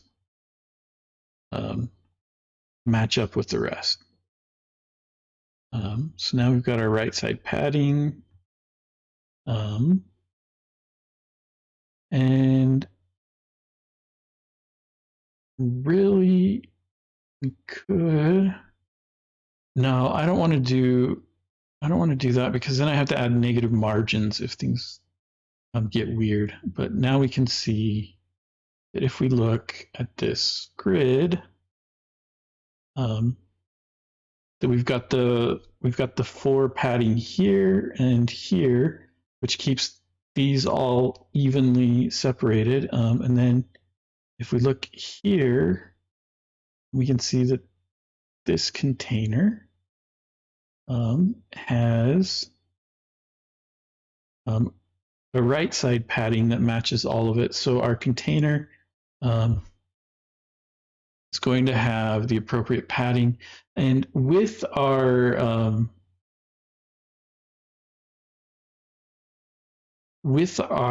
gradient, right, fading out, if we turn all of this off,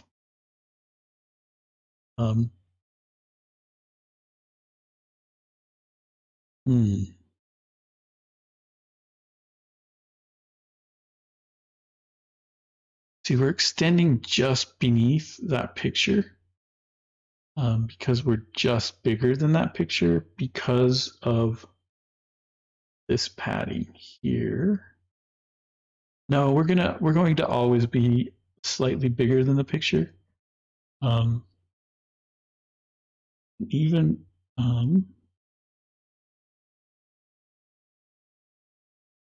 so now we're the same size as the picture. I was going to say we should add, something off the bottom so that this sits up off the bottom, but I actually like it going all the way to the bottom with that gradient. It makes more sense that way. And as we go into the lighter gradient, yeah. Yep. I like that better.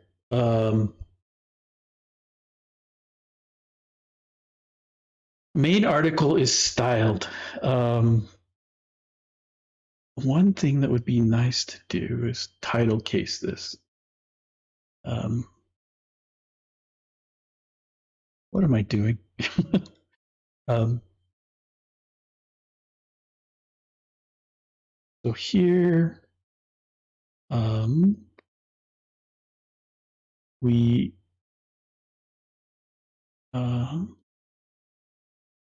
fixed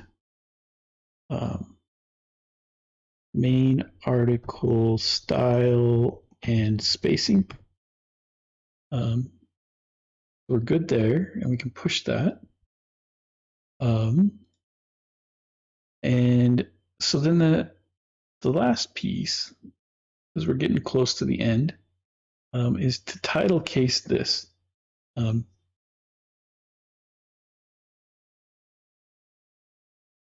there are a couple ways to do it.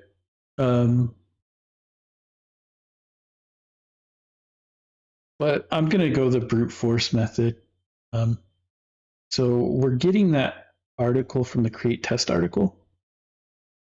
And so if we do the faker.words, I'm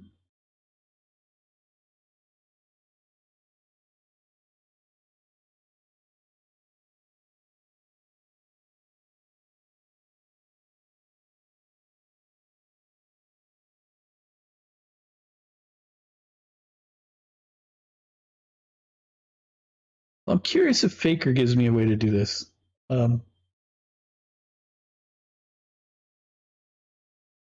Because we could, we could go string, we could do this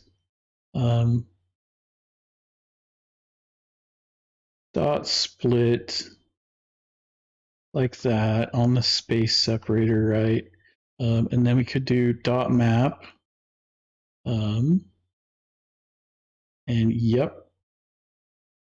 No. Whoa, whoa, whoa, whoa, whoa. What are we doing here?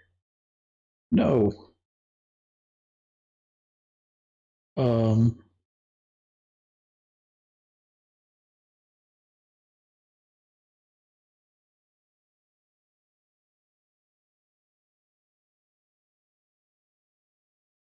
Why does it feel like there's a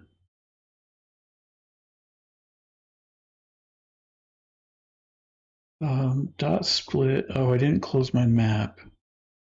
Dot join with the space, right? And it's hideous.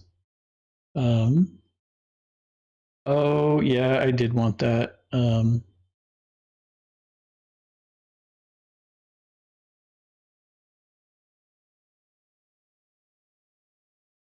Isn't there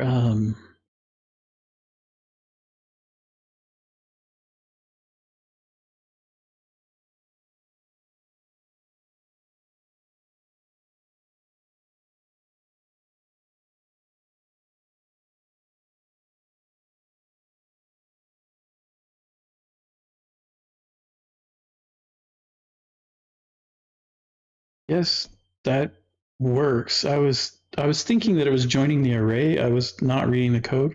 But we can say char at one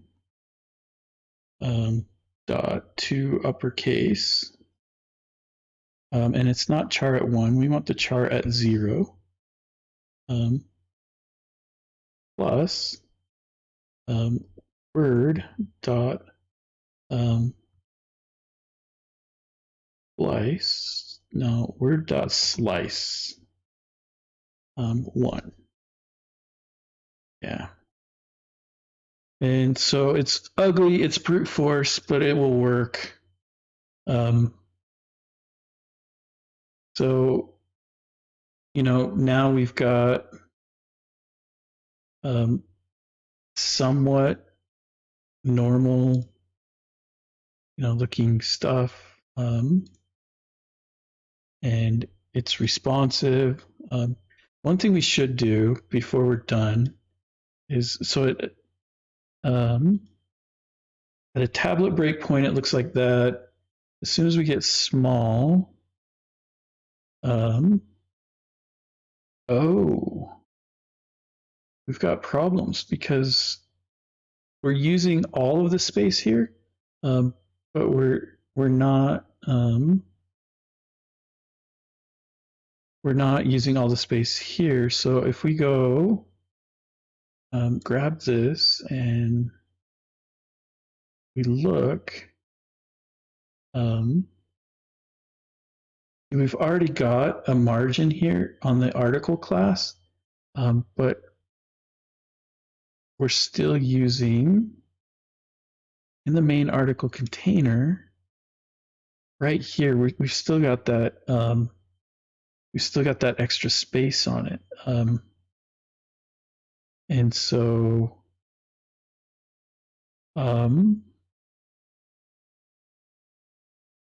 yeah, and that grid is probably too big when we compare it to.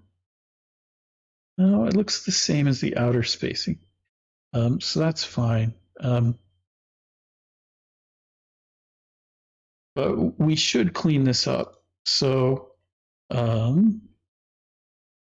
we go back to this component. And inside of here, where we added that padding right, we really only want it on the MD size. So only when it's the larger size do we want that. Because without it, we don't have the grid spacing that we need to match. Oh,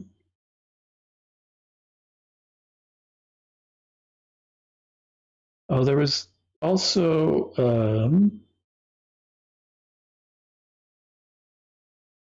here on this, we also want to add a title here.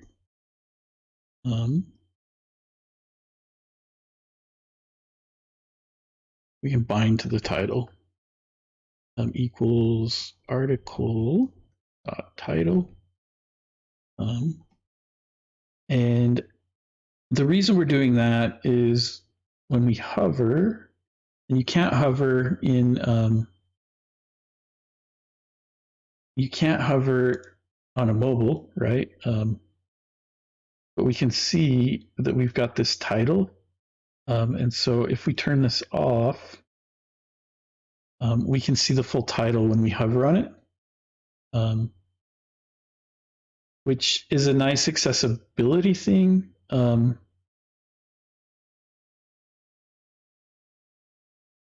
not sure what the, like on a phone, I'm not sure what the, because you don't have hover events on a phone, right? So when I'm here, that's a hover event, and you know there's a touch and a drag event, but what we want to do is on this touch event, we want to go to the article, and so that's one thing we need to do. We need to provide feedback when we're hovering on this article that they can click on it, right?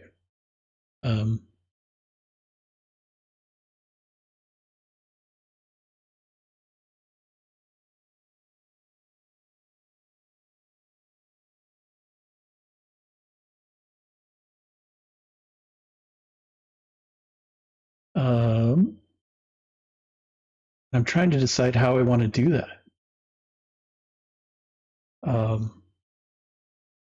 One thing we can do is we can just for the entire main article, we can do here, we can do cursor pointer, right? And so now, right, we can hover over it and it's clickable. Well, it looks clickable, right? It's not clickable yet. We'll add the click events that'll handle that soon. There's that, but it would be nice to give it something when we hover, right? And with Tailwind, we can do scale, right?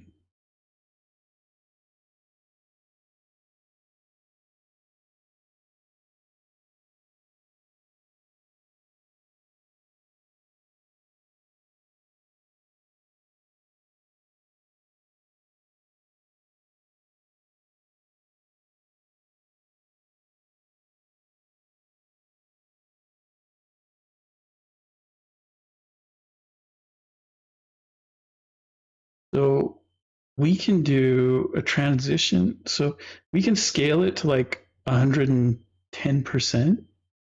And then we can give it a transition property of transform. That'll work.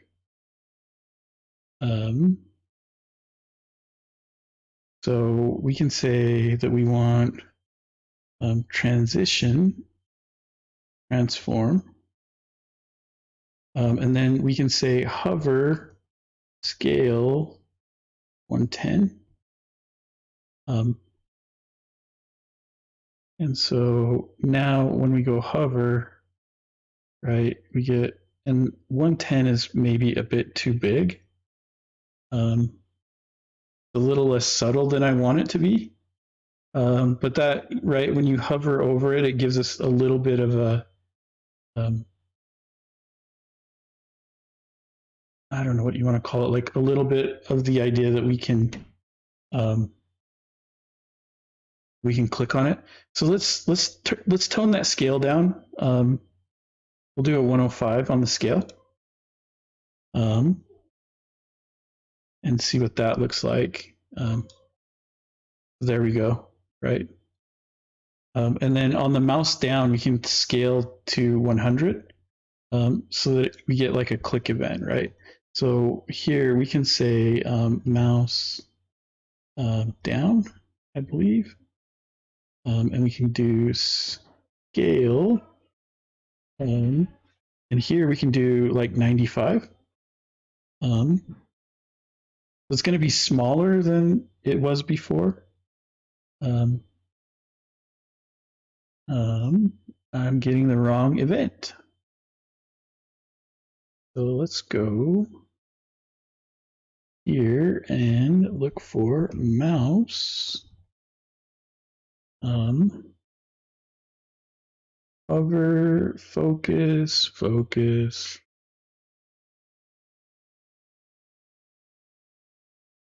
I might have to use, no, I don't want the focus. Active, visited, target. First child, last child only, even, first of. I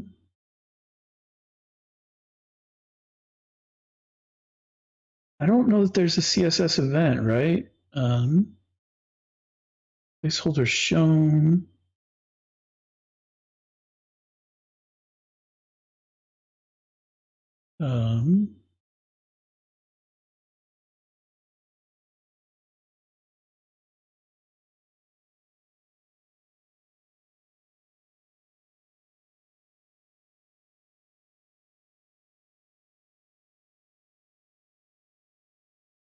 So here we've got hover, focus, and active. There's the first and last. We can grab form states, parent state, sibling, direct children, placeholder. I don't think we can style based on the click event. Let's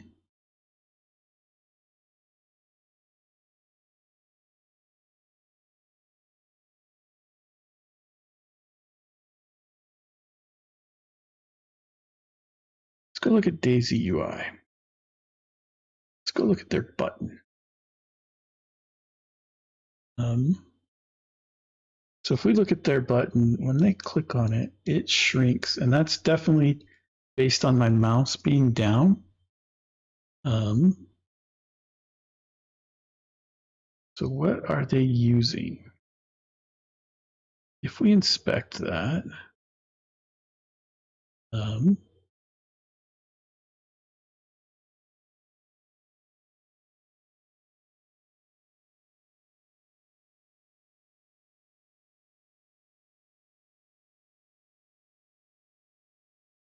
ooh, I like that. I like that pop-up. Font weight, text decoration, animation.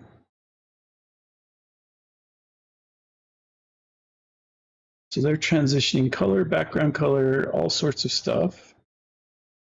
If I turn off this animation, it still shrinks. But it's not as snappy.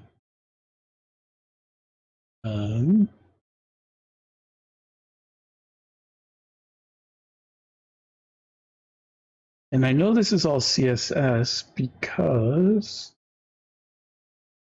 inline flex, height, flex, shrink, cursor.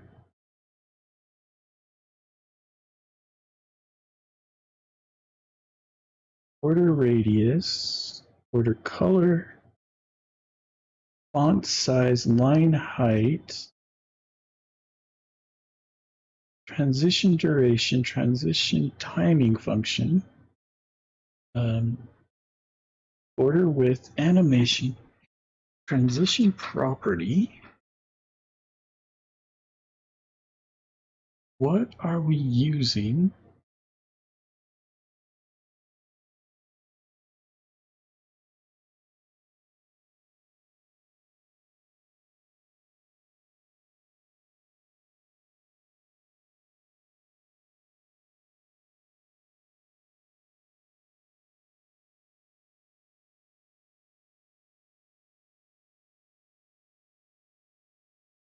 This is definitely reacting to, and it's a definite scale. You got that button, and all of them have it. I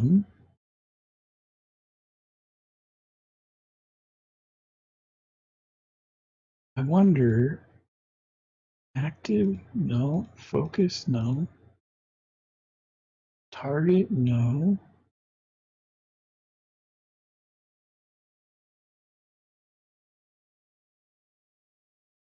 The hover effect activates that, right? Active and hover. That's what does it.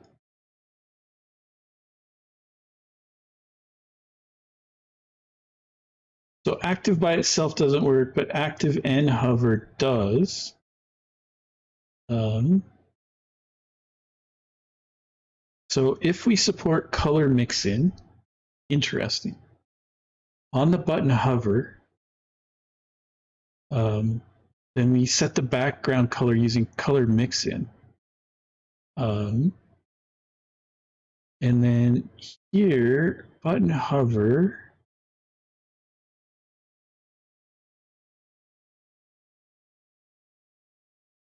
what is doing the scaling? Oh, there we go. There it is. It's the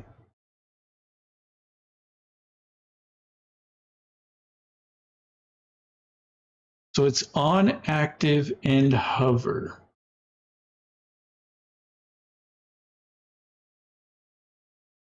Buttons can be active though. I don't think we can do that here. So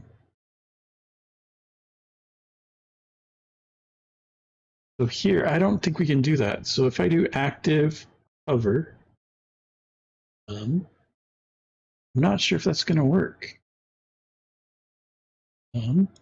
Oh, it does. Look at that.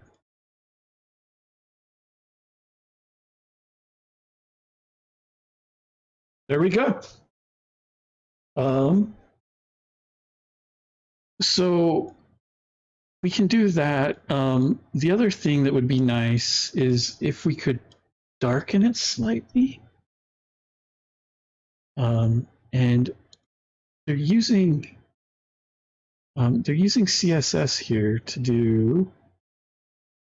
They're using this button pop animation, which we could play with ourselves, but they're using color mix-in, which is really cool. So they're saying that when we've got the hover, and if we support color mix-in, then when we hover, they're using color mix-in and they're adding that variable, but then they're adding, so they're taking 90% of the color when we hover, and we can turn this off. So you can see that when we hover, they're mixing black into the color. So that's interesting. I'm curious if we swap to like a light theme. Well, that's bright. They're still mixing black into the color. So they're darkening it just a bit. So we're taking 90% of the original color, and then we're throwing in just a little bit of black into it. And we can do the same thing here.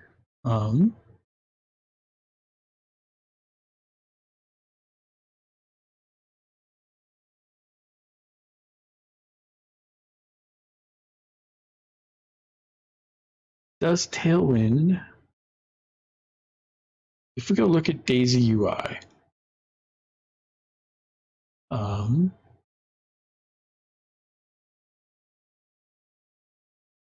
and if we search darken, dark, that's just themes, right?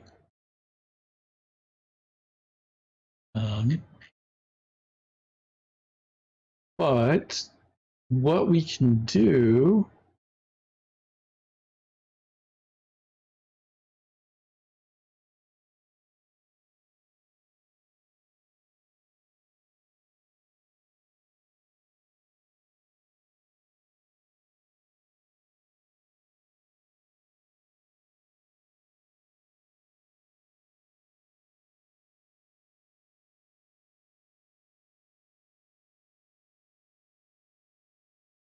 we can go to our styles.scss or CSS here, and we can say that in our base layer,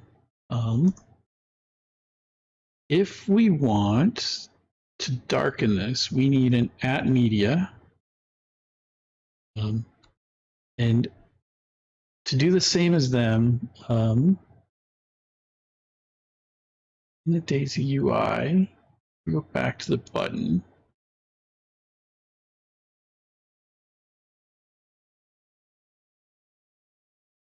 We select this button, and then we force a state of hover. We can see that they're using @media hover hover, and then so we can actually take this, and we can throw it into our CSS. So here we can just add that, right? So if we support color mix-ins and hover, so when they're hovering, and if we support color mix-ins, then we can add this class, right? So they're adding, well, they're just doing it on a button hover. I'm going to add a darken class, and we're going to use color mix-in for it. So we can do darken, and then the darken, and we can say darken element. So here we can say background, and now we can use color mix-in because we've checked for it. So we can do the same thing they're doing here. So we're going to grab the color mix-in, but we aren't going to use this. We can actually use, the IDE hates that I'm using color mix-ins, I think.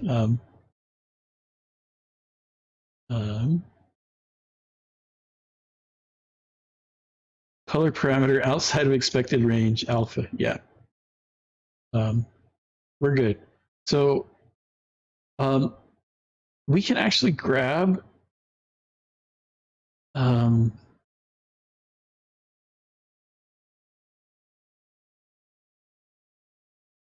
how do we want to do this? You know what? We can move this. And do we want to put it there?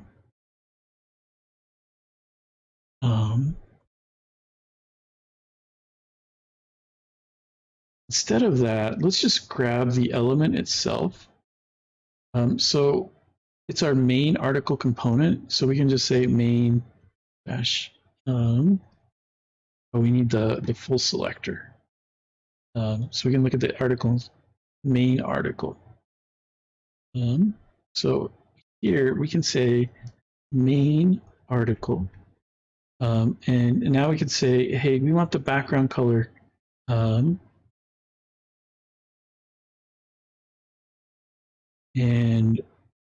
I think we can just grab it here.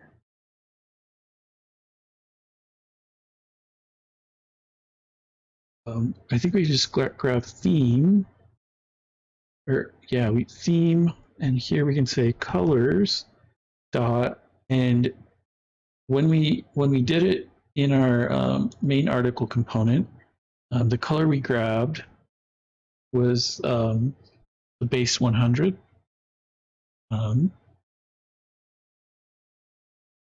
So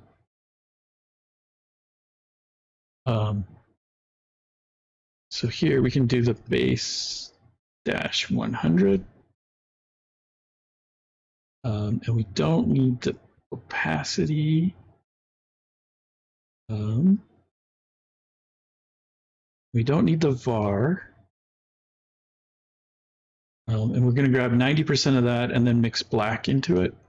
And so if that works, then when we hover,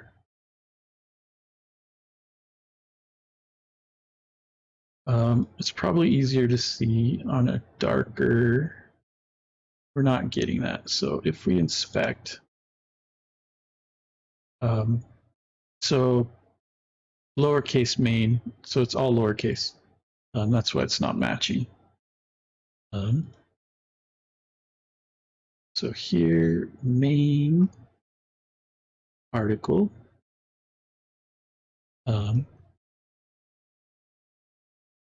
So now, when we hover, we're not getting anything still. So let's go look at the generated CSS, right? So we can go view the page source. Oh, I'm going over by just a bit. But in the page source, we can go look at our styles.scss. And inside of here, oh, it didn't grab it.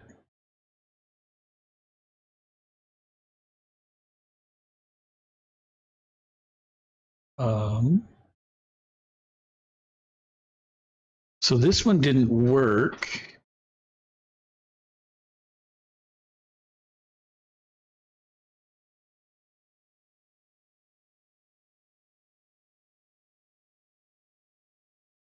So why did the styles.css not work?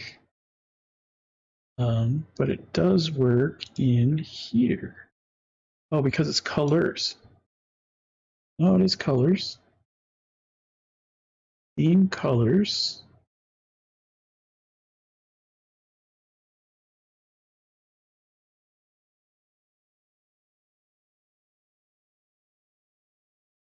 It may not work.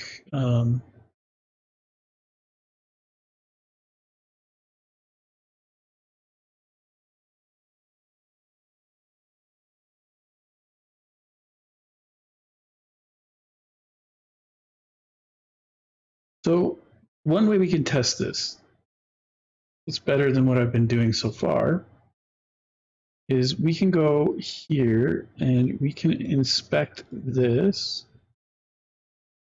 And we can look at the main article. And we can just add the hover state to it. So there we go. So we're scaling it.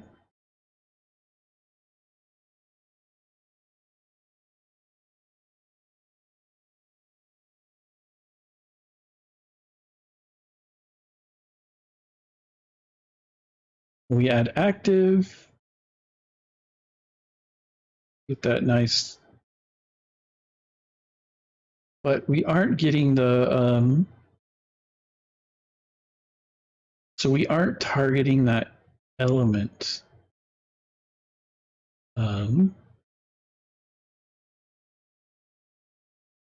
It's the main article.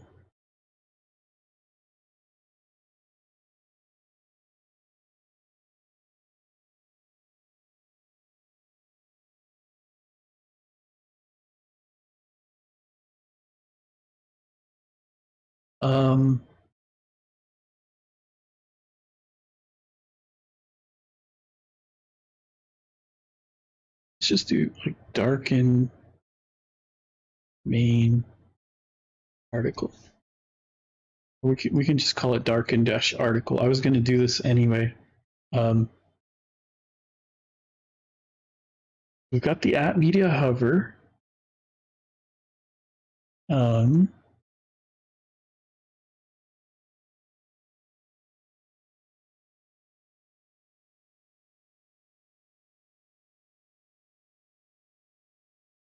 And then it supports that color.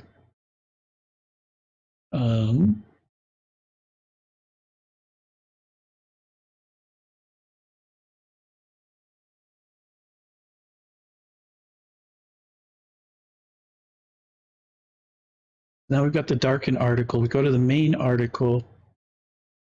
You know what? Let's go here. We can add the no. We'll add it to the main article in the host binding. So here we can just do darken dash article, and that should match. So here, when we get here, the main article, we've got the darken article on it. So when we add the hover, is it being matched? There, transition, transform, gap, grid. No, we aren't matching it.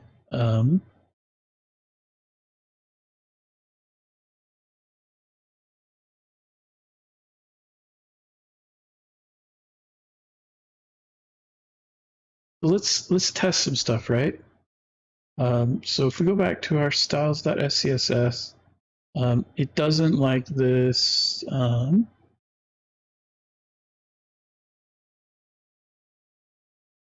Maybe it's the OKCLH stuff. See what happens if we do that.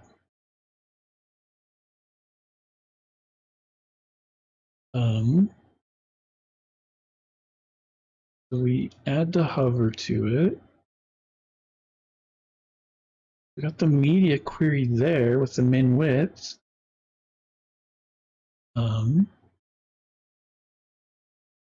Let's just take off the supports.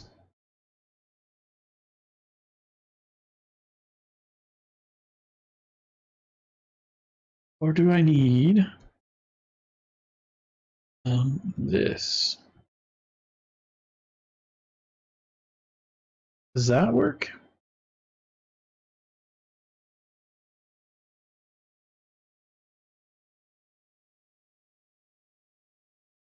We aren't getting the hover on it. But we can see here, we're getting at media hover hover. Oh, I don't have the hover on it.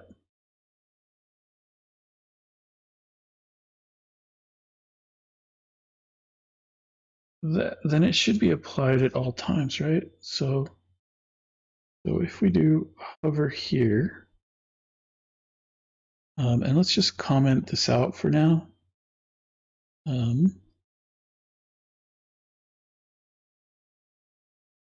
And go back.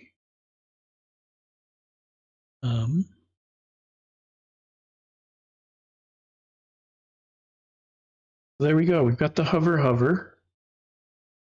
We've got the darken.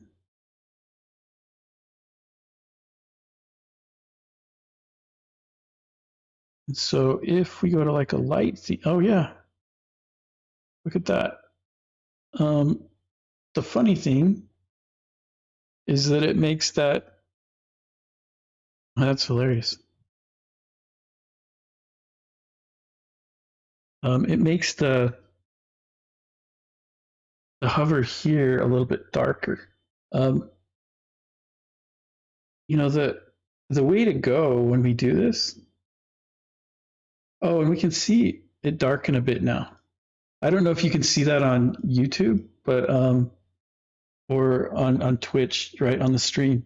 But you can actually see it. Let's grab. Now that one's even darker. Um,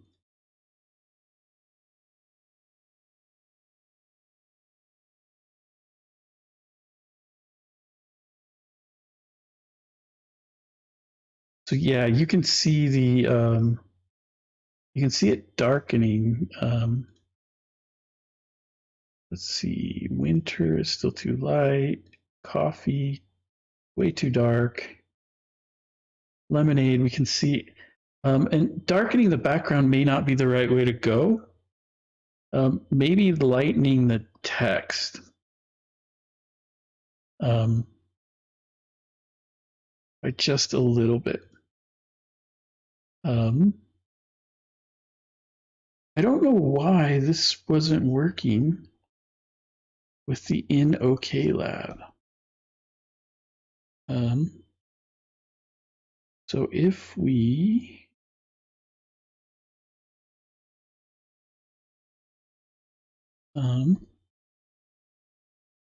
set that and we uncomment that,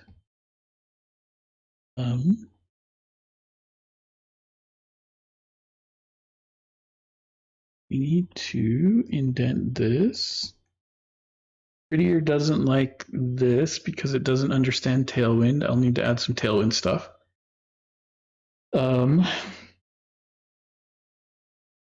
Oh, and I've got an extra.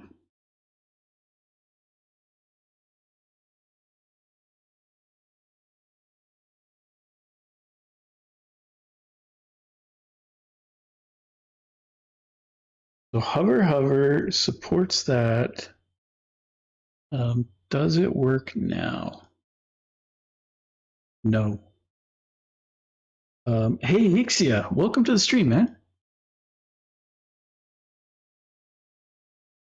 So when we're checking for the supports, and maybe I need to CSS media supports.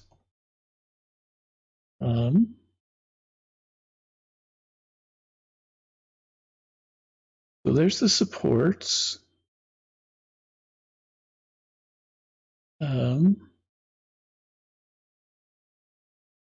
Oh.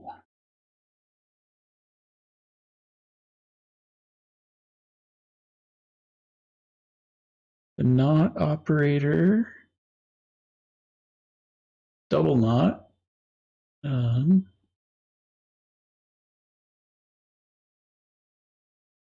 The and operator, the or operator.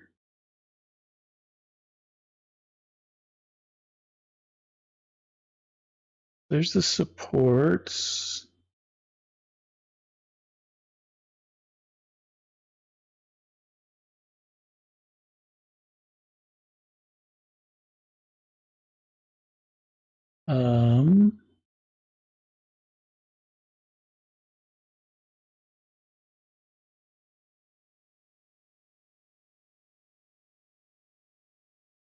Media and supports. That's where we just were. Where is media in here?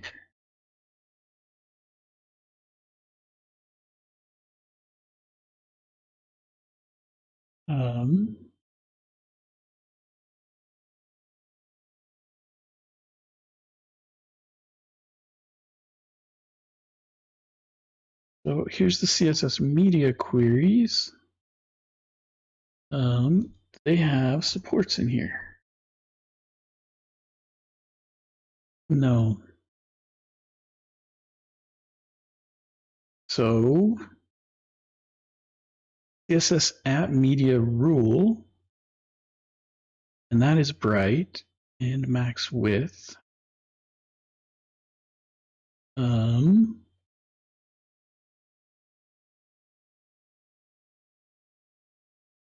There has to be a way to mix the two. CSS media queries.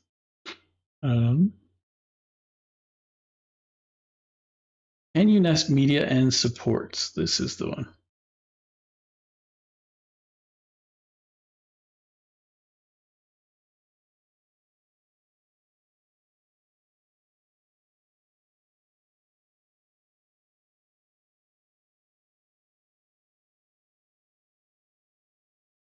So this should work. If I add that and that,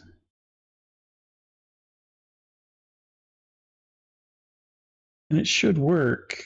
But obviously, oh, it is. Never mind. It was working. We were just on too dark of a background to see it.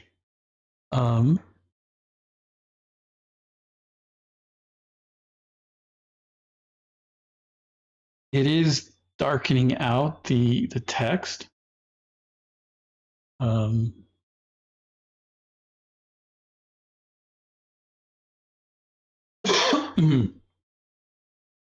So the other thing we can do is lighten up our text.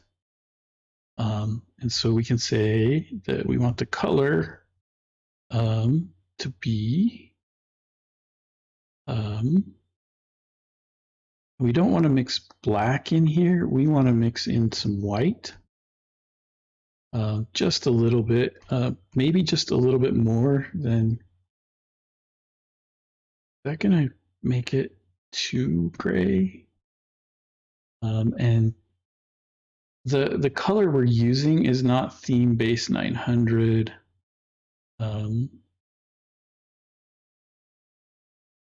We definitely don't want theme base 900. We want colors. And I believe the color we're using is, we go look at Daisy UI, and we go look at the colors.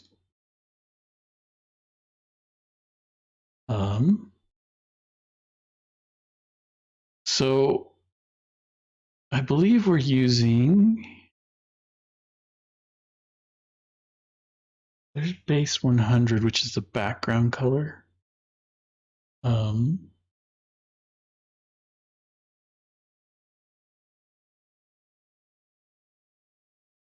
It's not primary content. It might be neutral content. If I go, no, it might be neutral.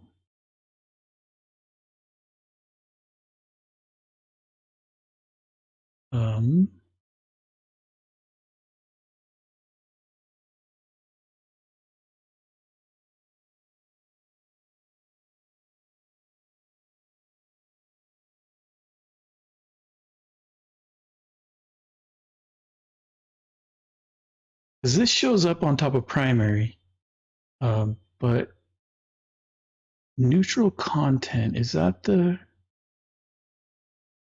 color we're using? No. It's base content, right? Yep, base dash content. That's what we want. So it's base dash content. We'll just mix in just a little bit of white. So we'll bring up the dark just a little bit and make it a little bit lighter. If we turn on the hover state, so we made it just a little bit lighter. It definitely makes that article much more difficult to see. Until we go to something darker.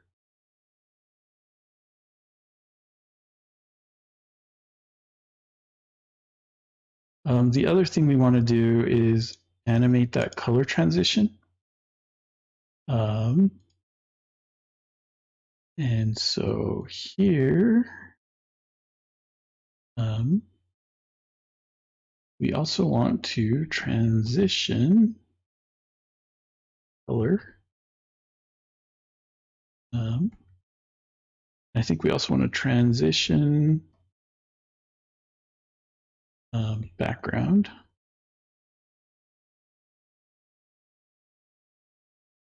Hey, TBD Gamer, welcome. I'm just about ready to finish, unfortunately. Yeah, so now we can see that transition happening. So when we, let's go ahead and grab this right here. Yeah, so there's our main article. When we set the hover state.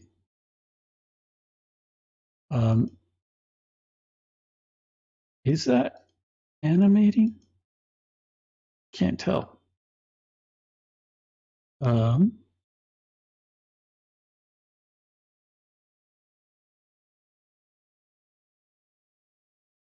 We got those hovers.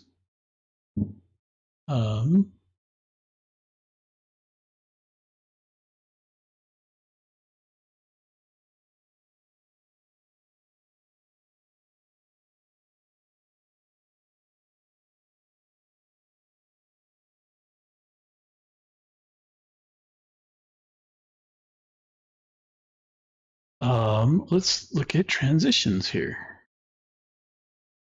Transition property.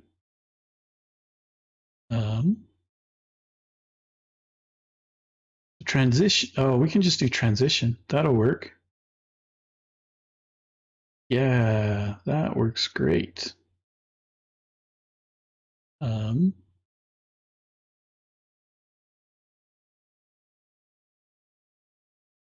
Yeah, because we don't want to transition all, but transition here.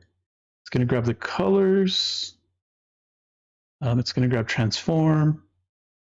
Yeah. So we can just do just transition.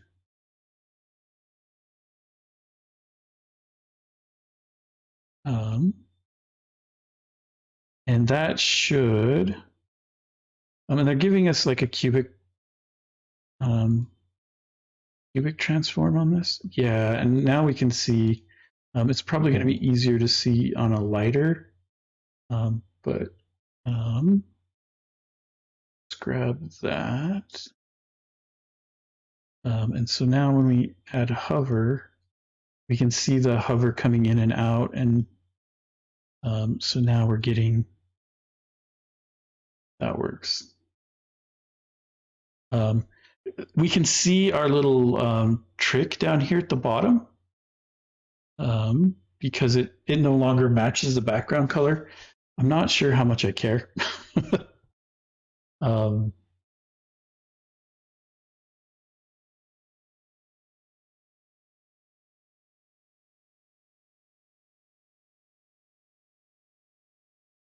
Yeah, I don't really know how much I care about that. On the light background, it becomes more difficult to see. I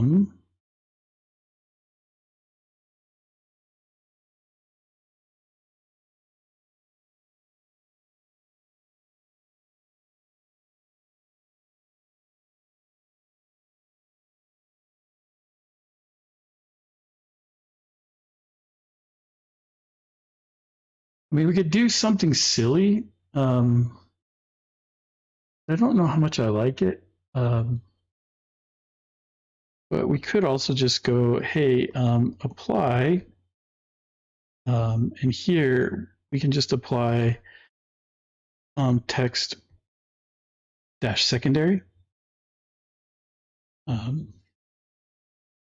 And so now it's going to swap colors. That's pretty aggressive. And then this right here, we're not getting anything on it. And when we go to like a light theme, still pretty aggressive. The interesting thing is that by doing that, we're also getting like a white color on the, so this is difficult to see. Oof. Wow, that's harsh.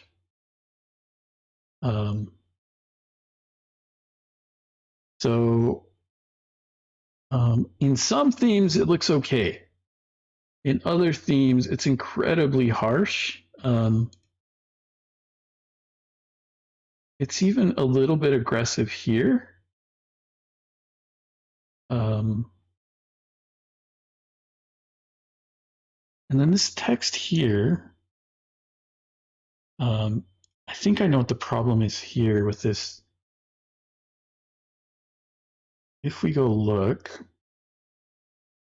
in our main component, I think I styled that color wrong. So this div, yeah, I've got it as neutral content. It should just be content. And then I think we can do like a /85. I think that will work and look better. So if we go take a look at this, so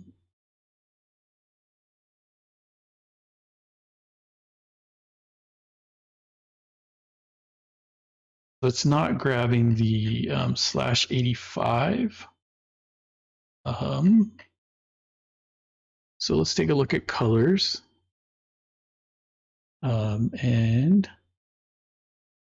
so we can say we've got all the text. Changing the opacity. Oh, I've got to put it in. Okay.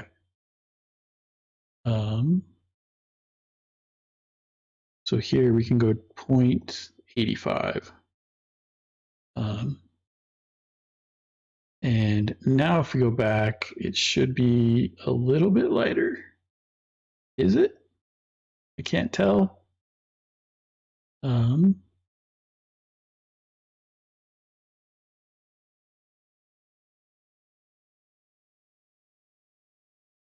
Not adding the color to it.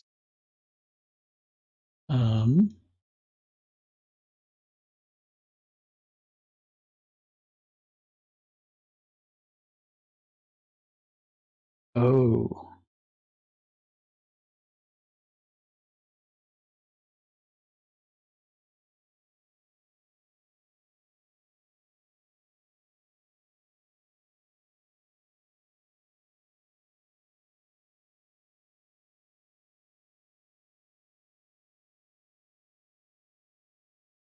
Text dash secondary is working.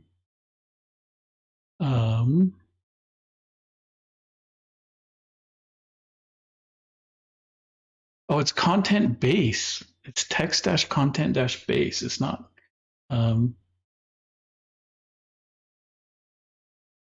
That's my problem. So it's not just content, it's content dash base. That should work. So now if we go back,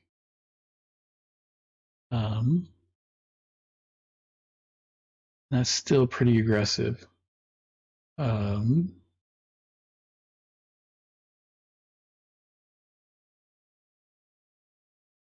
is not working.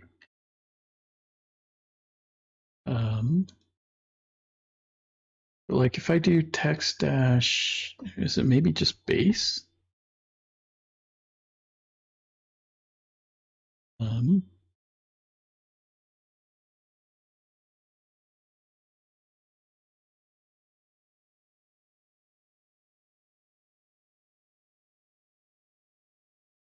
Nope. Text dash base.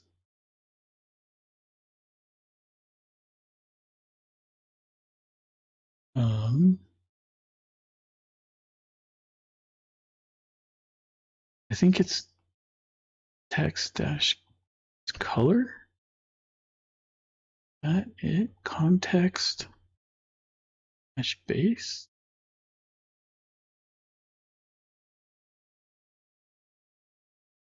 That's not right. I'm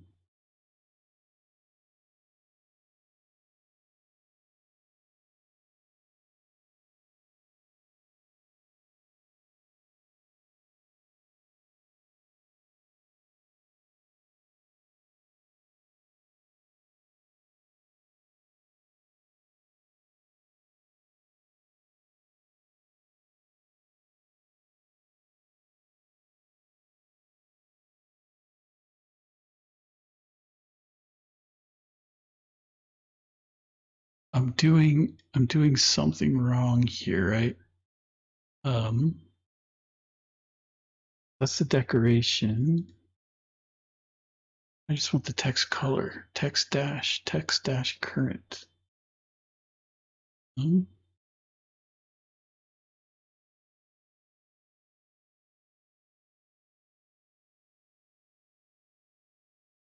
that it is text dash. But here with my colors, the color we want is this base dash content. Yeah,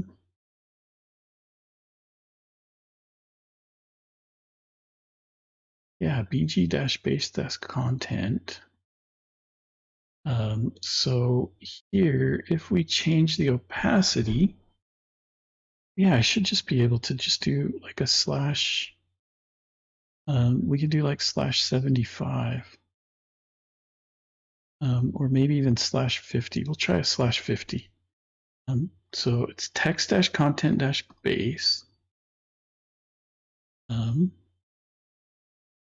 then here we can do a slash 50. And that should work. Oh, context. Content. There we go. That should work.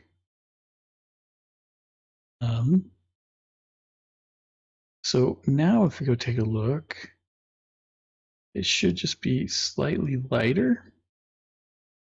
And it's not, because why would it be? Why would me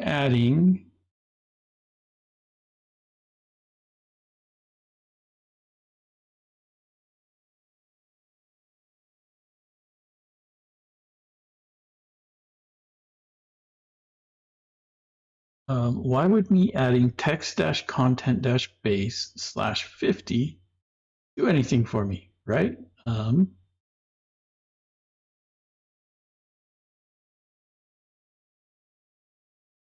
Like everything else is working just fine.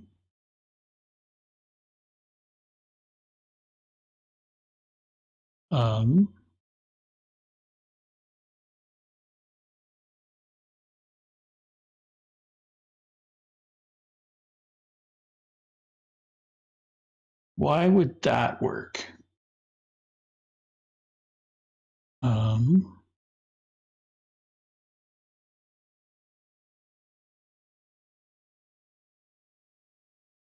Text dash content slash 50 work? So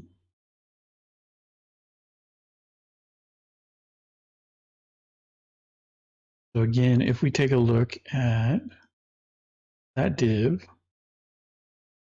no, why would it work? But of course, if I do like text dash accent dash 50, right? And of course it'll work, right? And that tells me that this one doesn't have the, I mean, there's the slash 50 on it right there. Daisy shows. Oh, I've got it backwards. I've been doing it backwards the whole time. How many times? Hey, TVD Gamer, thanks for stopping by to say hi. How many times have you guys been screaming at your screen It's base dash content, not content dash base.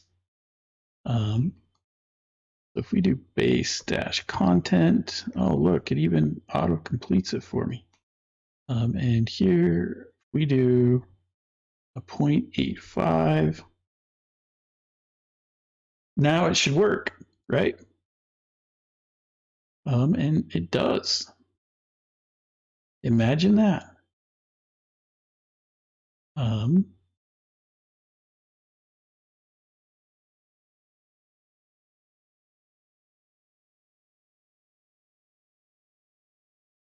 And one thing we could do, because it's not grabbing the I think we can do current color. Yeah, we can do text dash current. And you know what? Let's go to like a 50% on this, just to see. And that's probably going to help some of our readability. So if we inspect this now, nope, it doesn't.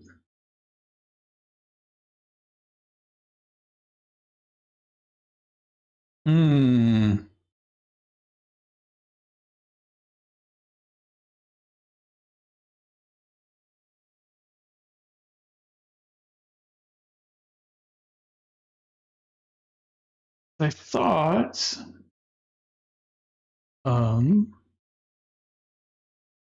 if we looked, changing the opacity,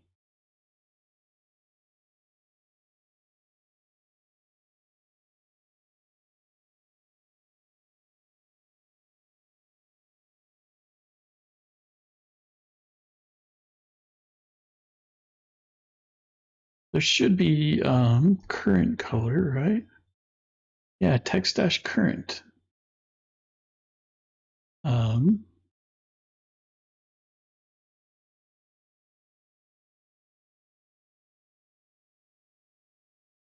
But it probably can't apply the color stuff here.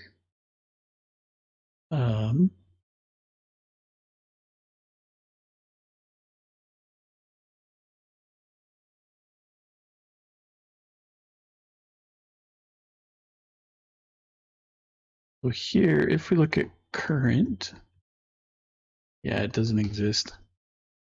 That was a fun thing to hear in my ears. What we can do, I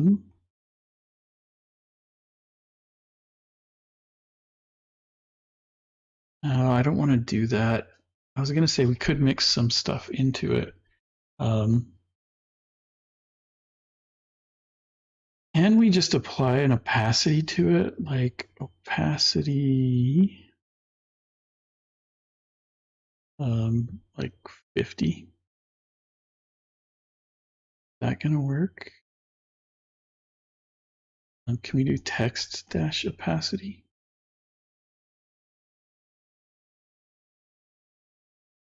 Does that work? Let's see. Opacity. Nothing. Tailwind. Opacity. There we go. The opacity of an element. So, yeah, we can do that.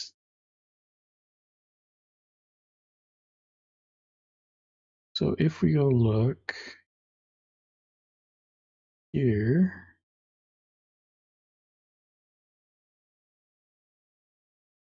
that says the text opacity 2.5. What if I set it like 0.1? Is that doing anything? No, it's not.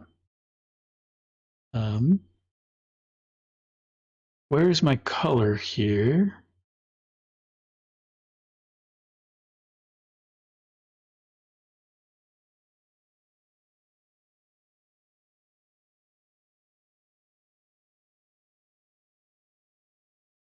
So my color is that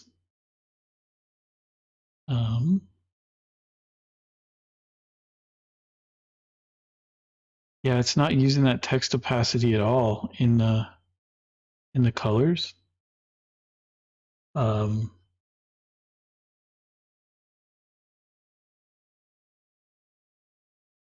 So what if I just set opacity 50? What does that do for me? That makes it slightly lighter.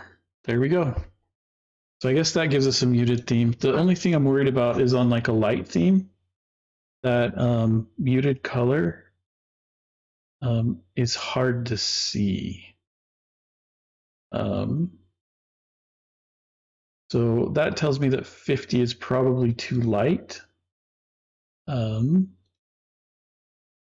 So let's try 75. See what it looks like on a light theme. That's better. It's not too difficult to see. And our visibility isn't that bad either. Oh, that's weird. That looks horrible on the black theme. It looks horrible on a lot of themes, to be honest. Even here, it's like shocking, right?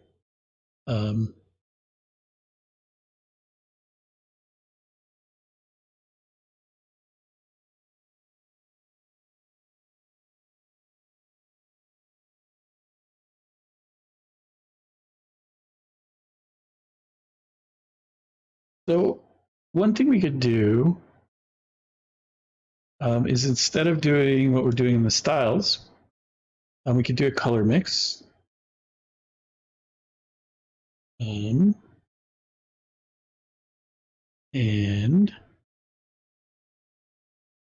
so we could do color,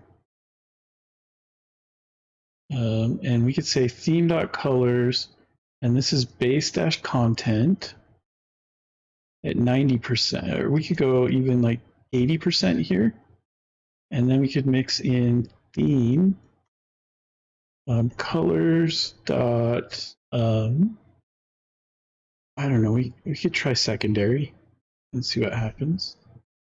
So we're going to mix 80% of the base content, and we're going to mix in the secondary and see what we get out of that. And that is not bad, actually. That's really not bad. If we go to like a light theme, it's harder to see, like a bumblebee theme. Like these light themes are more difficult to see as we mix in the secondary colors. So one thing we could do is try going a little less aggressive, go 60% this color. And so now we're getting, actually, I'm not too angry at that. That one even doesn't look bad. Our dark theme doesn't look bad. Yeah, the one that was really bad was the cyberpunk, and it's not even as bad anymore. The Valentine theme.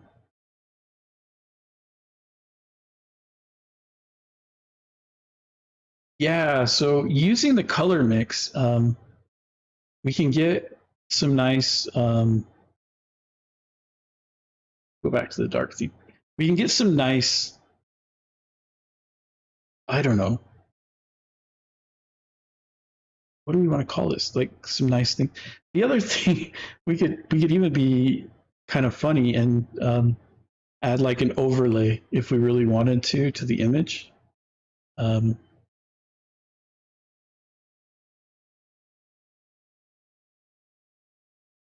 But I don't want to, I don't know. Like this image would probably look fine, but I don't want to go too much more than that. I think so. This one we're mixing in the secondary color because that's the color that we were using for the border. The other one, we can add in the tertiary color. And so, you know, we'll get some nice feedback. The downside to this is all this work we're doing doesn't show up on mobile.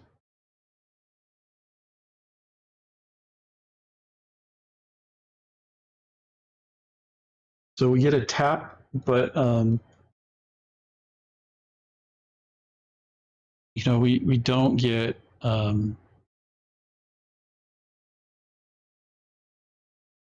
we're not getting more than that. But I guess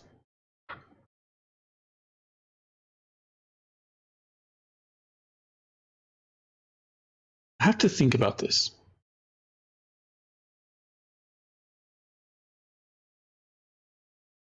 Because I'm thinking about scrolling, right? Yes, it's not too bad. If I scroll here, yeah, okay. I was concerned about accidentally clicking on a scroll, but it looks like our scrolls are working okay. And we've got, you know, decent stuff here. One thing we're going to do is fix this up at a smaller screen size. So on Thursday, holy cow, I went way over.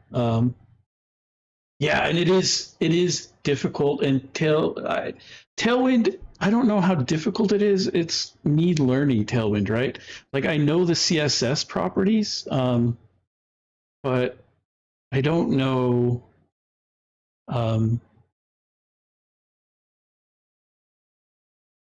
I don't know the Tailwind equivalents, and so I find myself going to Tailwind back and forth. And there are just some things that I didn't even want to do in Tailwind tonight, right? So like this media query here, I'm using Tailwind colors, but I don't know. So at work, we started out with a Daisy UI theme, and we decided to scrap it and just go with our own. And the reason for that is we don't want to ship something like material or like, you know, PrimeNG or, you know, any of the other, like anything like that. So we thought we would start with like Tailwind and then cull a lot of the classes out of it. But with Daisy, we wound up with problems. And it was not fun. And so we wound up pulling Daisy out because we wanted to provide CSS variables to the outside world, but then internally we wanted to override Daisy UI CSS variables, and it just became a mess really, really fast. So if we control everything from the get-go, you know, it works. And the crazy thing is that in base CSS, you can use layers. In base CSS, you can do nesting. So this is a CSS class, right? We could do nesting just like in SCSS or less. So that's a huge reason why I use those two. The only thing that like SAS or less has now that like base CSS doesn't have is iterators. But I don't build iterators that often. And if I do, it may not be that bad for me to build the SCSS class and then run it through a preprocessor and then use the CSS anyway.